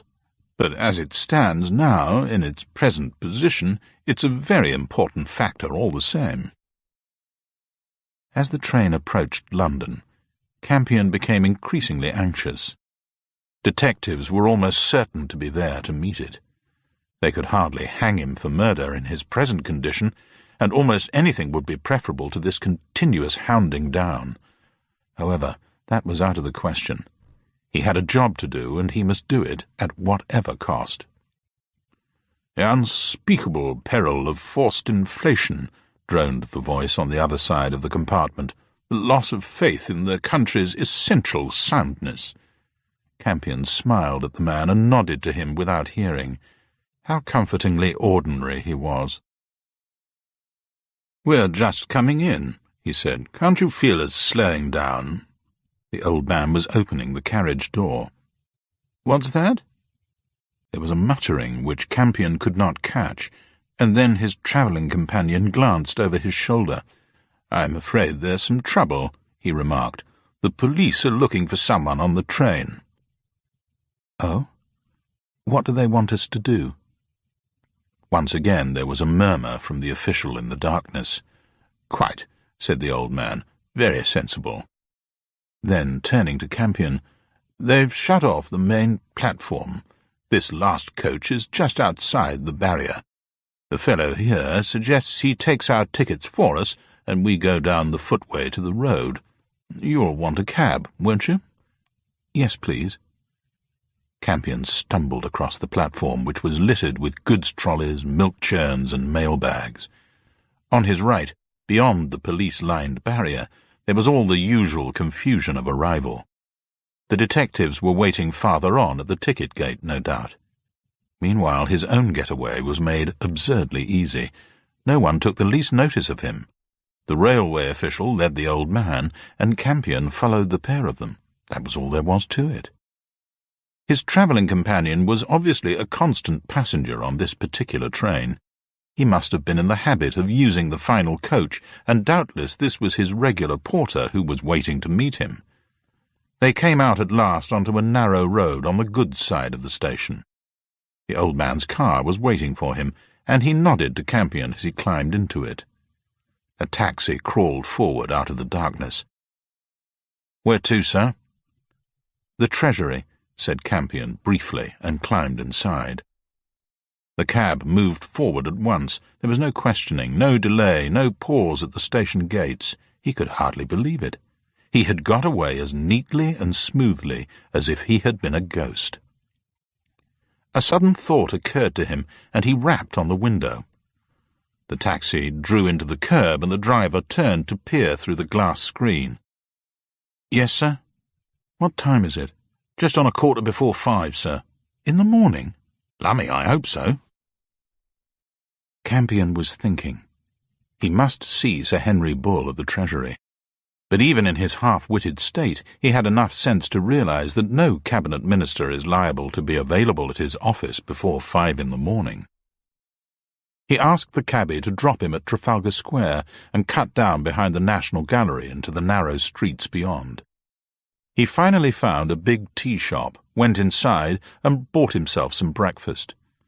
The food restored him considerably. He was surprised to find how much he needed it, and how much more intelligent he became after eating it. He began to see some things with painful clarity. If he was to get any help from Sir Henry Bull, he must get it at once, before any news from Bridge reached that distinguished gentleman. That was evident. The thing to do was to get hold of him at once, at his private house. The one vital consideration at the moment was to reach someone in real authority before the police held everything up by arresting him and letting the law take its majestic course. After breakfast, he walked to the nearest public library, where he consulted a battered who's who. The man was there all right. Bull, the Right Honourable Henry Paterson, Knight, created 1911, MP, Honorary Member of the Universities of Oxford, St Andrews, Leeds, Senior Master of Bridge. Senior Master of Bridge. The words stared out of the tiny print at him, enlarging themselves before his eyes. What a fool! What a trebly mentally defective cretin! Of course. Miss Anscombe had told him that the masters were holding their meeting on the 14th. The man must have been there in the very town he himself had fled from. His home address was there too, 52 Pitchley Square. It seemed scarcely worthwhile going there in the circumstances, but he decided to try it, because he could think of no alternative. He reached the square by taxi, then continued on foot towards the house. Then he saw the two men. One of them rose from the edge of the sand bin where he had been sitting under a tree in the square and sauntered forward. Police, of course. All these public men's houses had police guards these days. Why should he have forgotten that? One of the men was coming directly towards him. What should he do? Run for it and have all London at his heels? It was the little mock salute which stopped him, that and the man's obvious embarrassment. "Sergeant Cook, sir," said the stranger, his smile twisting wryly. "You've forgotten me, I expect." They stood there for a moment in silence, and Campion glanced up at number 52. "I want to see Sir Henry Bull," he said slowly, hardly trusting his voice. "Can you fix it? I want a word or two with him in private. I don't have to explain, do I?" "I'll get you, sir. There's a side door on the left there. It leads through to the yard at the back." They passed through a warm little servants' hall, where a couple of maids eyed them inquisitively, ascended a back staircase, crossed a flagged inner hall, and finally reached a white-panelled door. "He's having breakfast," whispered the sergeant, "but he's alone. Lady Bull has just left him." He knocked and listened. "There you are, sir," he added, and opened the door. Campion went into a small, bright room which glowed with flowers and smelt pleasantly of coffee. A breakfast table was set in the window, and a man in a dressing-gown sat at it with his back to the door. He turned at the sound of the latch and smiled affably at his visitor. "Hello, my boy," he said. "I half expected you." Campion said nothing. The world was reeling dangerously, and he felt his scalp contract. It was the old man he had met in the train. The old man indicated a chair on the other side of the table. "Sit down," he said. "Have some coffee. Don't look at me like that. I know I've been very obtuse." Campion blinked. He began to feel impervious to surprise. He sat down obediently, but did not dare to open his mouth. Sir Henry Bull cleared his throat. He looked very uncomfortable. "You've had a most nerve-wracking experience, I don't doubt," he said. "Until we got into the terminus this morning, I had no inkling of the extraordinary situation. That's the world we're living in today. I can't get into tune with it as fast as perhaps I ought. Enemy soldiers disguised as nuns, carrying machine guns and portable bicycles descending by parachute, armed secret societies, microphones in the walls of railway carriages. I did no actual harm, I hope. The police got their man, no doubt." Campion snatched at his scattering wits and faced the situation.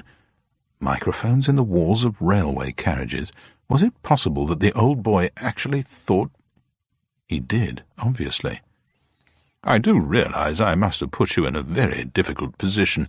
You see, when they stopped the train for me at Coachingford, and I found you in my reserved carriage, I immediately thought that you wanted a word with me in private. It never went through my head that you were there to look after me, and that we might be overheard or overlooked. To be frank, I didn't understand your manner in the least, although it ought to have warned me."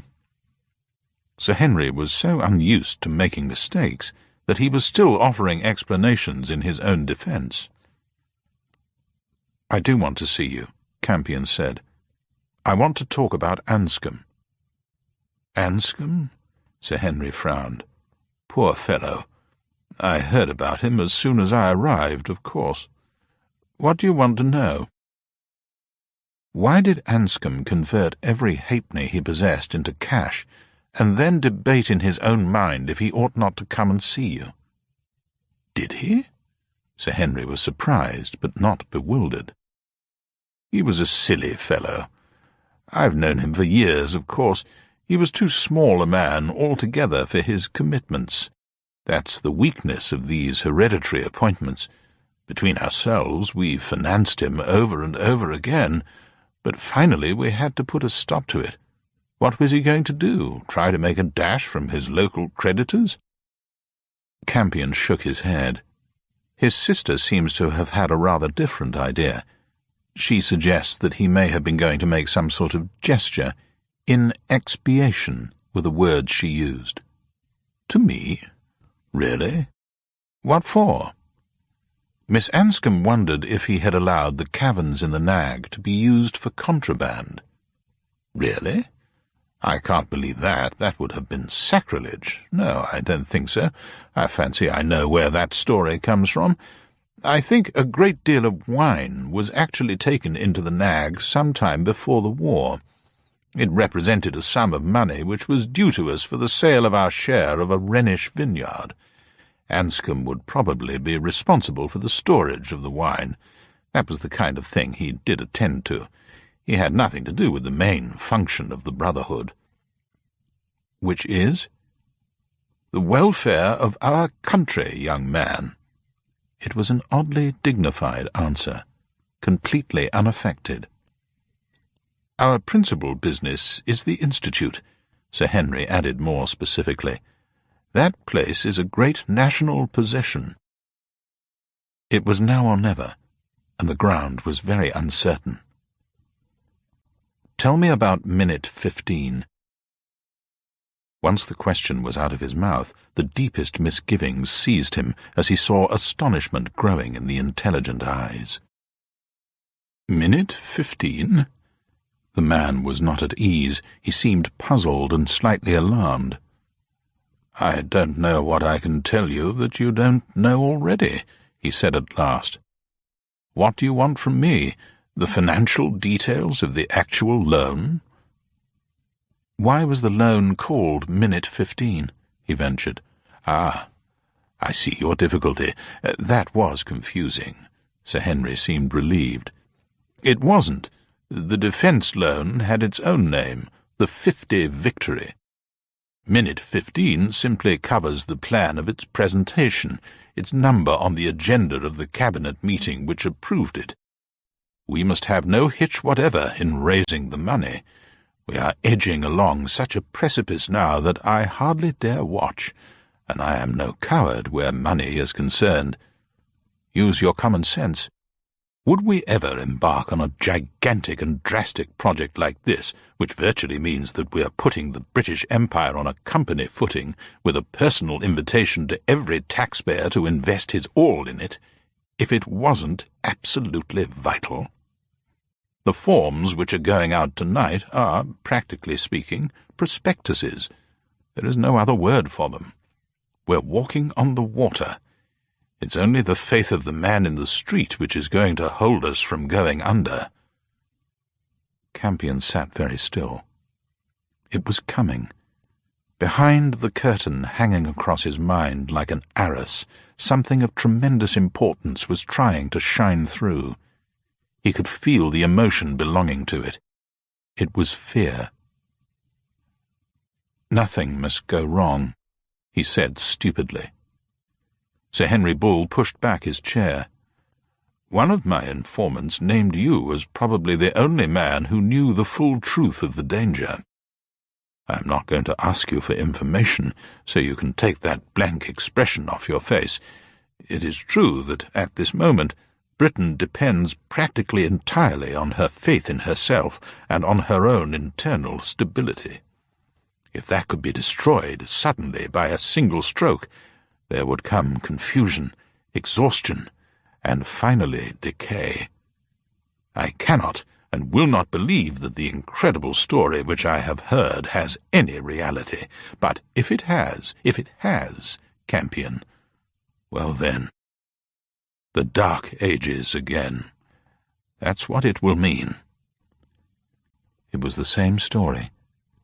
Everyone was turning to himself for assurance. He dared not reveal the dreadful emptiness of his mind. He was quite alone. "I don't know," he said slowly. "I don't know. These prospectuses, or whatever they are, for minute 15, they go out tonight, do they?" "Yes. I can't understand why you didn't realize that. Only taxpayers will be approached, of course, but that's half the country. It must not fail, Campion. Nothing must happen to make it fail, or to—" He shook his head. "That eventuality won't bear considering." He was interrupted by the arrival of the secretary, who came in with a word of apology and murmured to Sir Henry for some time in a deferential flow. "Really?" The old man was surprised. "Where is he? In the house?" "In the study, Sir Henry." As the secretary went out, he turned to Campion. "I'm afraid I must see this fellow," he said. "He's a curious product, part genius, part crank.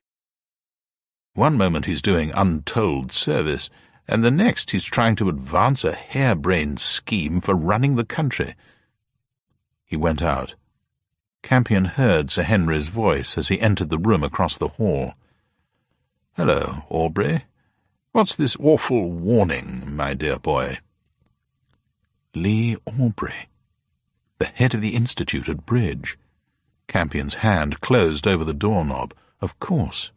Aubrey had been going to see Miss Anscombe. She must have given him an account of her interview with himself and Amanda, and now he was warning his distinguished governor that a lunatic was at large. There was nothing for it but flight again. He stepped out into the hall and went straight from the house the way he had come. He was shaking with suppressed excitement.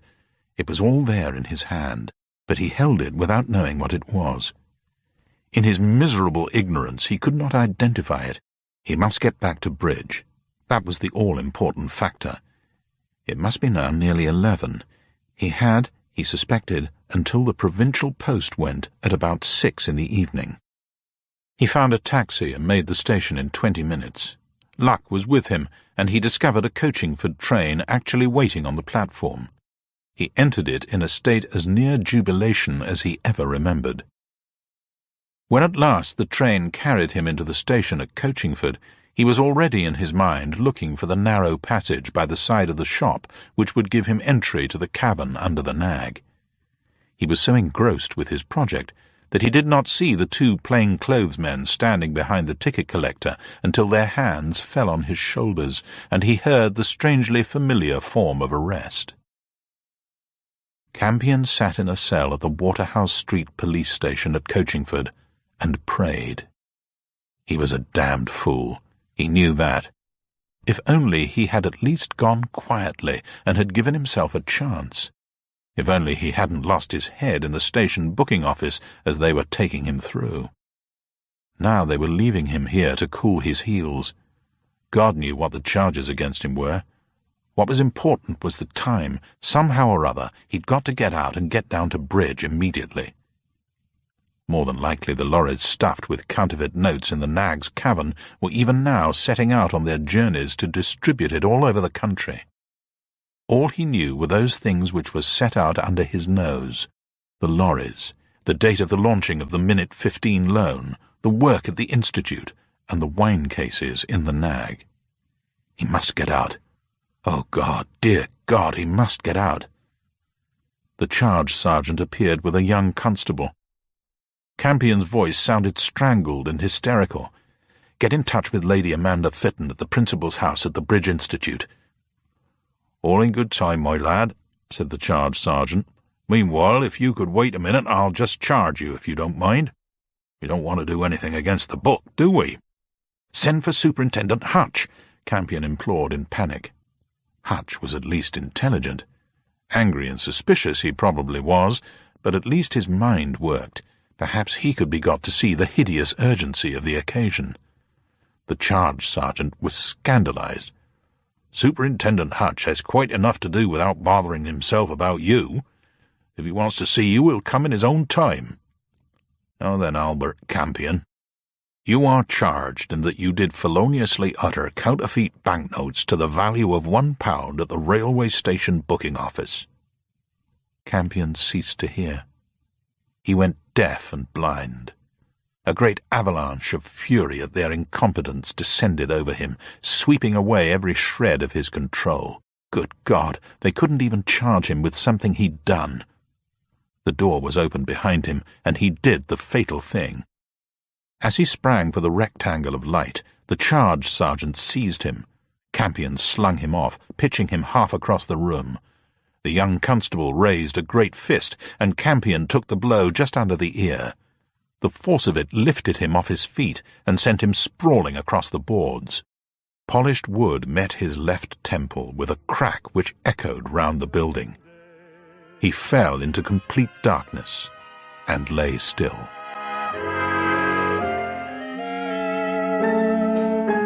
Albert Campion came to himself in the cell. He felt his head cautiously. Yes, there it was. A very nasty, spongy little spot, by Jiminy. There must have been 5 or 6 in the gang at the quayside, all pros and all using coshes. But where was Oates? What had happened to him in the fight? He went over to the Judas window in the cell door and peered through it into the empty passage outside. Not a soul, of course. He sighed and, putting his fingers to his mouth, gave a very reliable imitation of a police whistle.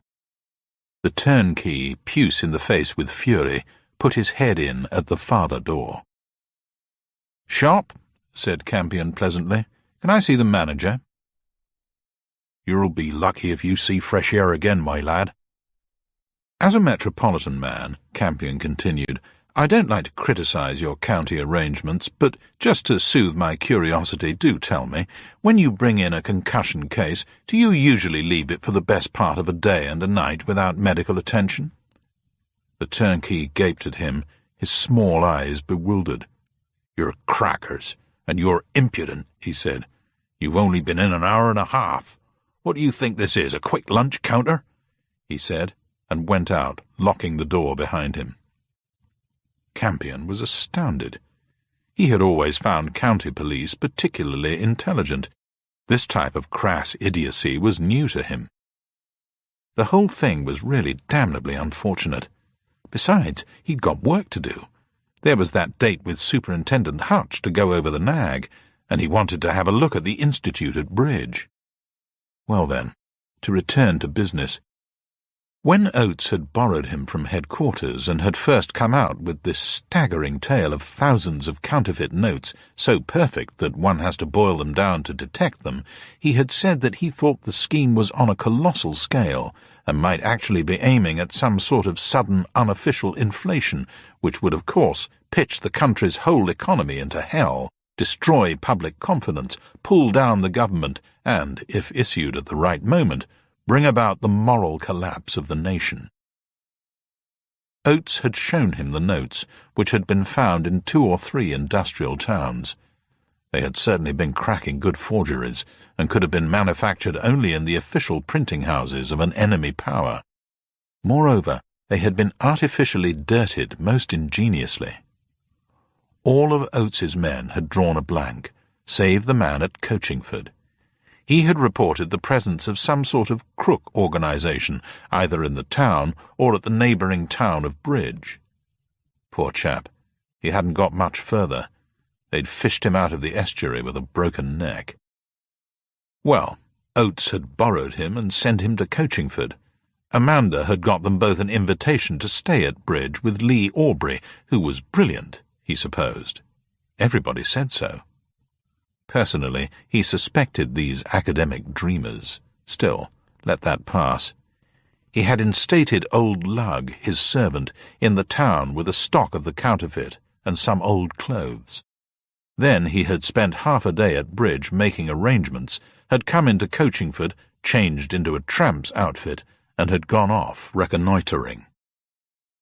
He had discovered that a whisper was going round the riffraff of the town to the effect that the great day was coming on the 16th.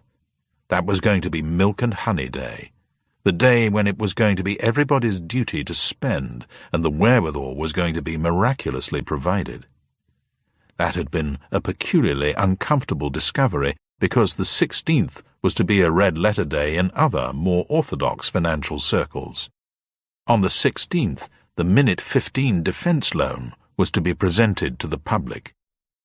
Economic collapse at this moment would change the whole course of the war. For a long time it had been impossible to locate any of these generous agents of milk and honey, and he had finally decided to take the bull by the horns and appear himself as one of them. That had drawn the flock. The whole bunch had turned up together, as he had known they would. Then there had been the fight, and the police had come up. He remembered very little of the action. Since the police had no idea who he and Oates were, they had been extraordinarily lucky to get away alive. He got up and walked irritably up and down the cell. This knock on the head was serious. It was having an extraordinary effect on him. They could finish this thing off quickly and release him to his work again. Perhaps there would be time to marry Amanda in the interim. If only what? He glanced ruefully at his clothes and made a discovery which took him completely off his balance. He was not wearing the suit in which he had had the quayside fight.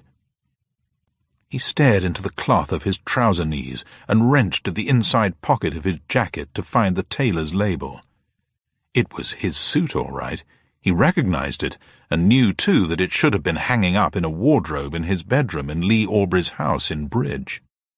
Moreover, it was a new suit, according to the date on the label, yet as he looked at it now, he saw that it was dirty and crumpled and showed signs of having had hard wear for some little time. The jolt to his nervous system was tremendous, the mental equivalent of a gigantic thump between the shoulder blades. Then a frightful misgiving crept up close to him and laid its cold cheek on his heart. He had been here some time. How long? He saw Amanda through the Judas window, and suddenly he saw it all in a single dreadful moment of revelation.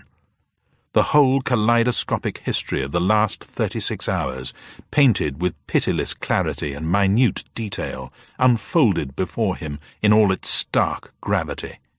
A mad, uncomic strip, with himself wandering blindfold through it like a lost soul. Then, as his two minds and personalities merged at last, the three-dimensional truth suddenly sprang out in blazing colours. He stood petrified. Good God Almighty! He knew now what the contraband was in those cases in the hill under the nag, which the wretched Anscombe had been bribed to accept as honest Rhine wine. It could only be the counterfeit, the artificially dirtied, indetectable counterfeit itself. Millions and millions of pounds worth of lies and disruption. Anscombe had been murdered because he was preparing to salve his conscience and to confess to the contents of those packing cases. Then there were the lorries. They were for the distribution, obviously. How the enemy would make the sober, suspicious British public accept and spend this dynamite was still a mystery. But the time, the hour of striking, was not. The hour was now. Perhaps this very minute. It had all come back to him. He knew where he was. He knew what he had got to do. "Look, my darling," he said, aware of the state of affairs between them, aware of their long but now broken engagement, aware of his loss and its magnitude, and thrusting it out of his mind because of the racing minutes and the disaster ahead. "I've got to get out of here. Listen, Amanda, I've got to go down to the nag." "Yes, I see," she said, and turned on her heel at once. The turnkey came back a moment later. Campion began to suffer the tortures of the damned. "Now look here, this is serious. This is 1,000,000 times more important and more urgent than any air raid siren. Either fetch me the most senior officer in the building, or let me use the telephone at once. This is vital. If you don't bring me someone in authority immediately, I don't think you'll wake up in the same world tomorrow morning." "Threats, eh?" said the turnkey with idiot satisfaction, and wandered off down the corridor. A man appeared at the Judas window. Campion's first despairing impression was that the man was a stranger. He stooped to pass through the doorway, and he was wearing a scarf wrapped round the lower part of his face. As he lifted his head, however, Campion knew him. It was Superintendent Hutch. The scarf took Campion off his guard.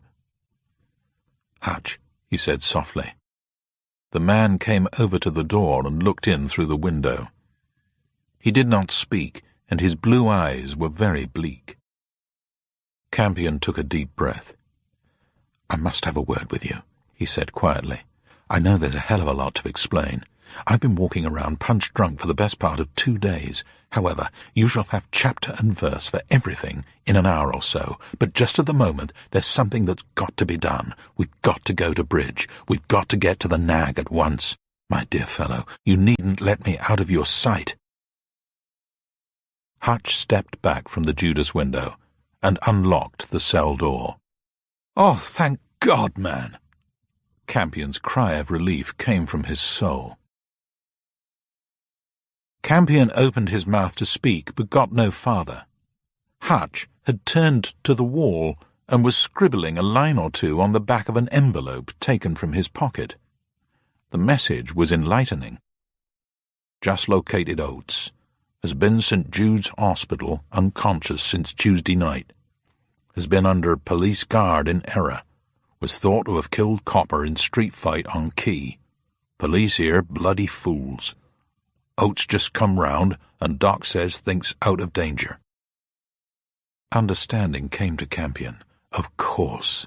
That explained it at last. The policeman and the nurse and that incredible conversation he had overheard from his bed in the huge deserted ward. They could never have been talking about himself. They must have been discussing poor old Oates, who was probably lying in a little private room leading off the main ward. Now he had his wits about him, that much was obvious. When a police constable watches a man in bed, he watches him from a chair at the foot of that bed and does not stand about in a passage. Yet it had all seemed very convincing at the time. Hutch was still scribbling. "Lady Amanda found him. Sent for me. Understand it's urgent. She's outside with the car." "Is she?" Campion leapt to the door. "You'll want 20 or 30 armed men," he said over his shoulder. "Bring them to the nag at once. It's desperate. What's the time?" 4:50. Hutch wrote the figures, and Campion had to step back to look at them. "What's the matter with you?" he demanded, as the oddity of the proceeding suddenly occurred to him. Hutch gave him a slow, sidelong glance, and his hand began to move again. "You've cracked my ruddy jaw, blast you," he wrote. "Get on with it. I'm following." Campion stepped out of the comparative calm of Coachingford Police Station into a world of exuberant speed. The car was at the curb with the engine running. Amanda slid out of the driving seat and handed over the wheel. "I say," she said, "God bless Hutch. That man hasn't a grudge in his make-up, Albert." Campion was taking the last of the town at speed towards the neighbouring town of Bridge. For the first time for what seemed a lifetime, he was in full possession of all his senses, and the condition seemed to have its disadvantages. For one thing, he was acutely aware that Amanda was beside him. In the lonely and terrified ignorance of his amnesia, she had emerged as a necessity, a lifeline, heaven-sent and indispensable. To lose her now to Lee Aubrey. Losing her would be losing an eye. How could he have failed to marry her when he had the chance? "Hurry," she said at his side. "Hurry, and we'll do it." Things could hardly be worse. Time was certain to beat him before he could beat the counterfeiters. An idea slid into his mind complete. A memory of a visit to a scientist at the Bridge Institute. Young Butcher. It was wild and probably suicidal, but it did contain one very slender thread of hope. He drove straight to the Institute, and leaving the car outside the gates, went in past the sentry on foot. 5 minutes later he came back, walking very fast. He drove into the town with unusual caution, and stopped at the top of the Pickle, the hill looming up over them, dirty and grey in the evening light. "You take the car," he said urgently. "Go and find Superintendent Hutch, and tell him to block the coast road both ways. No single lorry must get out." "Right." She nodded and took the wheel again. "They probably won't get here in time," she said, catching his eye. "You've got a scheme in case of that, I take it?" He grinned. "I've only got this lucky bean in my pocket, plus a profound and lovely faith in myself," he said. She echoed his expression, her eyes as affectionately derisive as his own. "Then I'll pray," she said cheerfully. "Goodbye. See you at dinner or in the Elysian fields." Campion hurried. He swung down the narrow passage beside the little old-fashioned shop under the nag, where Hutch had taken him in his confusion. He found the storeroom door standing wide, and walked straight in, nodding briefly to the startled boy who stood weighing dried fruit in the back of the building. Once inside, he began to climb through the passages in the hill, praying against giddiness and keeping one hand tightly clasped over his coat pocket. A great change had come over the master's storerooms. The packing cases were empty, and the great cabins in confusion, as if an army had been at work there. He pushed on, feeling like a hurrying snail, with all the world depending on his speed. The iron ladders required very cautious negotiation in the half-dark, and he had his precious coat pocket to take care of during the descent. Finally, he turned the right-angled bend cautiously and looked out into the nag's trough. It made an amazing picture. The only light in the high cavern came from the masked headlamps of thousands of lorries and vans, all loaded to capacity with bursting sacks. He kept flat against the dark wall of rock and edged farther along. The whole place was alive with people, but voices were kept down and the roar of engines predominated. He knew the trucks and vans must all be loaded up with financial dynamite, freight far more dangerous than ammunition. It was the counterfeit, all right. Campion strained his eyes through the gloom. That creep Pine was in the far corner, calmly checking trucks over on a timesheet as if he had been running a goods yard. The exhaust fumes were growing worse up in the roof. Campion felt himself swaying, and he put out his arms to steady himself. The sudden movement must have caught the attention of someone in the crowd below, for a shout went up, and immediately the wide beam of a powerful torch began to rake the ledge on which he stood. Campion made up his mind. As the torch beam came nearer, he drew the little steel egg from his coat pocket and pulled out the pin. It had been really disgracefully easy to steal it from Butcher's workshop at the Institute. Below him the trucks trembled and steamed. The torch beam was within a yard of him. It was now or never. The egg sailed through the air. At the same moment the torch beam got him, and he dropped forward on his face as a bullet spat at him. The next moment the world pancaked. There was very little noise, but it was as though some gigantic animal had placed its lips to the entrance of the cavern and had sucked in very sharply, only to blow out again immediately afterwards. There was a rumble, and the exit to the coast road disappeared under several tons of earth and limestone sliding down from the nag. The roar of fire followed as a score of petrol tanks exploded, and the whole of the upper half of the cavern became a mass of flying paper. Campion scrambled to his knees. Blood was trickling into his mouth, but he was alive. Below him there was a sea of blazing petrol and paper and the fumes of smouldering sacks. Millions of envelopes covered the place like a fall of brown snow. Injured men swore and died under their lorries, while others fought each other in their attempt to clamber onto the ledge. Campion gathered up a handful of the envelopes which were still fluttering down over him, and, using every ounce of strength left in his body, he crawled painfully towards the mouth of the passage. Hutch and his handful of men found him at the foot of the first iron ladder. The superintendent sat down by Campion on the stones, and they looked at the envelopes together. On His Majesty's service was printed across the front of each in the standard ink and type, as was also the black franc mark, the familiar crown in the circle. Each envelope was, in fact, exactly the same as any of those others which were being circulated officially in millions on behalf of the Minute 15 defense loan.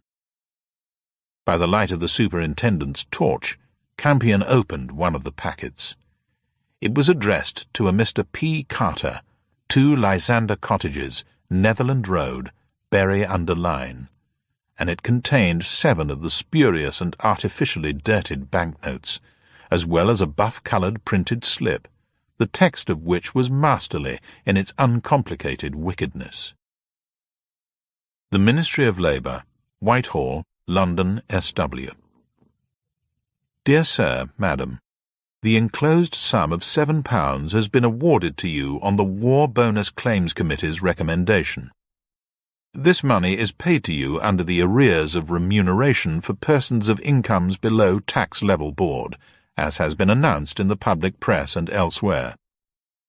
Note: you will help your country if you do not hoard this money, but translate it into goods immediately. R. W. Smith, Comptroller. It was very obvious. Someone had simply got hold of the registers belonging to the various social service schemes functioning in the poorer districts of the industrial towns. These would contain between them the names of most of the permanently unemployed and those who had ever received help from state or local bodies. Campion held his breath. It all pointed directly to Pine again. Lists of addresses of that kind would be just his speciality. The evil genius of the proposal lay in the fact that the windfall was to appear to come directly from the one authority from whom the recipients would accept money without question. The only thing any government could hope to do was to admit the notes as legal tender and accept the consequences, however terrible they might turn out to be. It would be quite impossible to take the money back.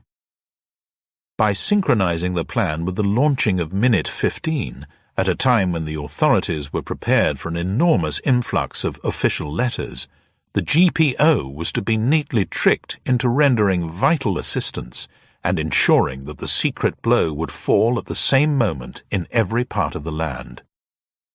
But who had the mind and the facilities to do this? Sir Henry Bull's description of Lee Aubrey came back very vividly to Campion. He's a curious product, part genius, part crank. One moment he's doing untold service, and the next he's trying to advance a harebrained scheme for running the country. Some time later, Campion leant against the wall in Lee Aubrey's gracious, comfortable study and considered the scene before him. The room was very quiet. The two constables on the door stood stiffly. Sir Henry Bull, junior Lord of the Treasury, and his fellow masters of bridge were anxious and constrained. Lee Aubrey himself stood on the hearthrug, with a plain-clothes man on either side of him. He looked astonished and faintly irritated, but there was no trace of alarm in his big-boned face. The evidence against that fellow Pine, who was killed, is of course conclusive, said Sir Henry. I think there is no doubt that he must have been the moving spirit, ventured Aubrey's solicitor. My dear chap, don't be an ass, interjected Aubrey himself. I employed Pine, and he was doing his work very efficiently until he was stopped. My plan would have put the economic life of the country on an entirely new basis. Since I could not get a government to see reason by argument, I realized I had to smash their existing economy and create a chaos in which they would automatically turn to the one man who could save them. That's perfectly clear. So I found the man Pine, and through him I arranged to engineer the greatest crash in history, so that in picking up the pieces I could restore a decent order at last. You're following me, of course. Sir Henry passed a stubby hand through his hair. His lips were grey. He looked very tired. You have not explained the part you were to play in this new government of yours, he said. I should have to have exactly the same power in the country as I have here at the Bridge Institute, of course, he said. That surely is obvious. When there is so much of passionate importance to be done quickly and ruthlessly, then the man in charge must assume full responsibility. Campion pulled himself away from the wall and edged his way past the distinguished company, out of the room, through the hall, and out of the house. He felt physically ill. It was another clear, bright night with visibility nearly as good as day. Presently Amanda joined him.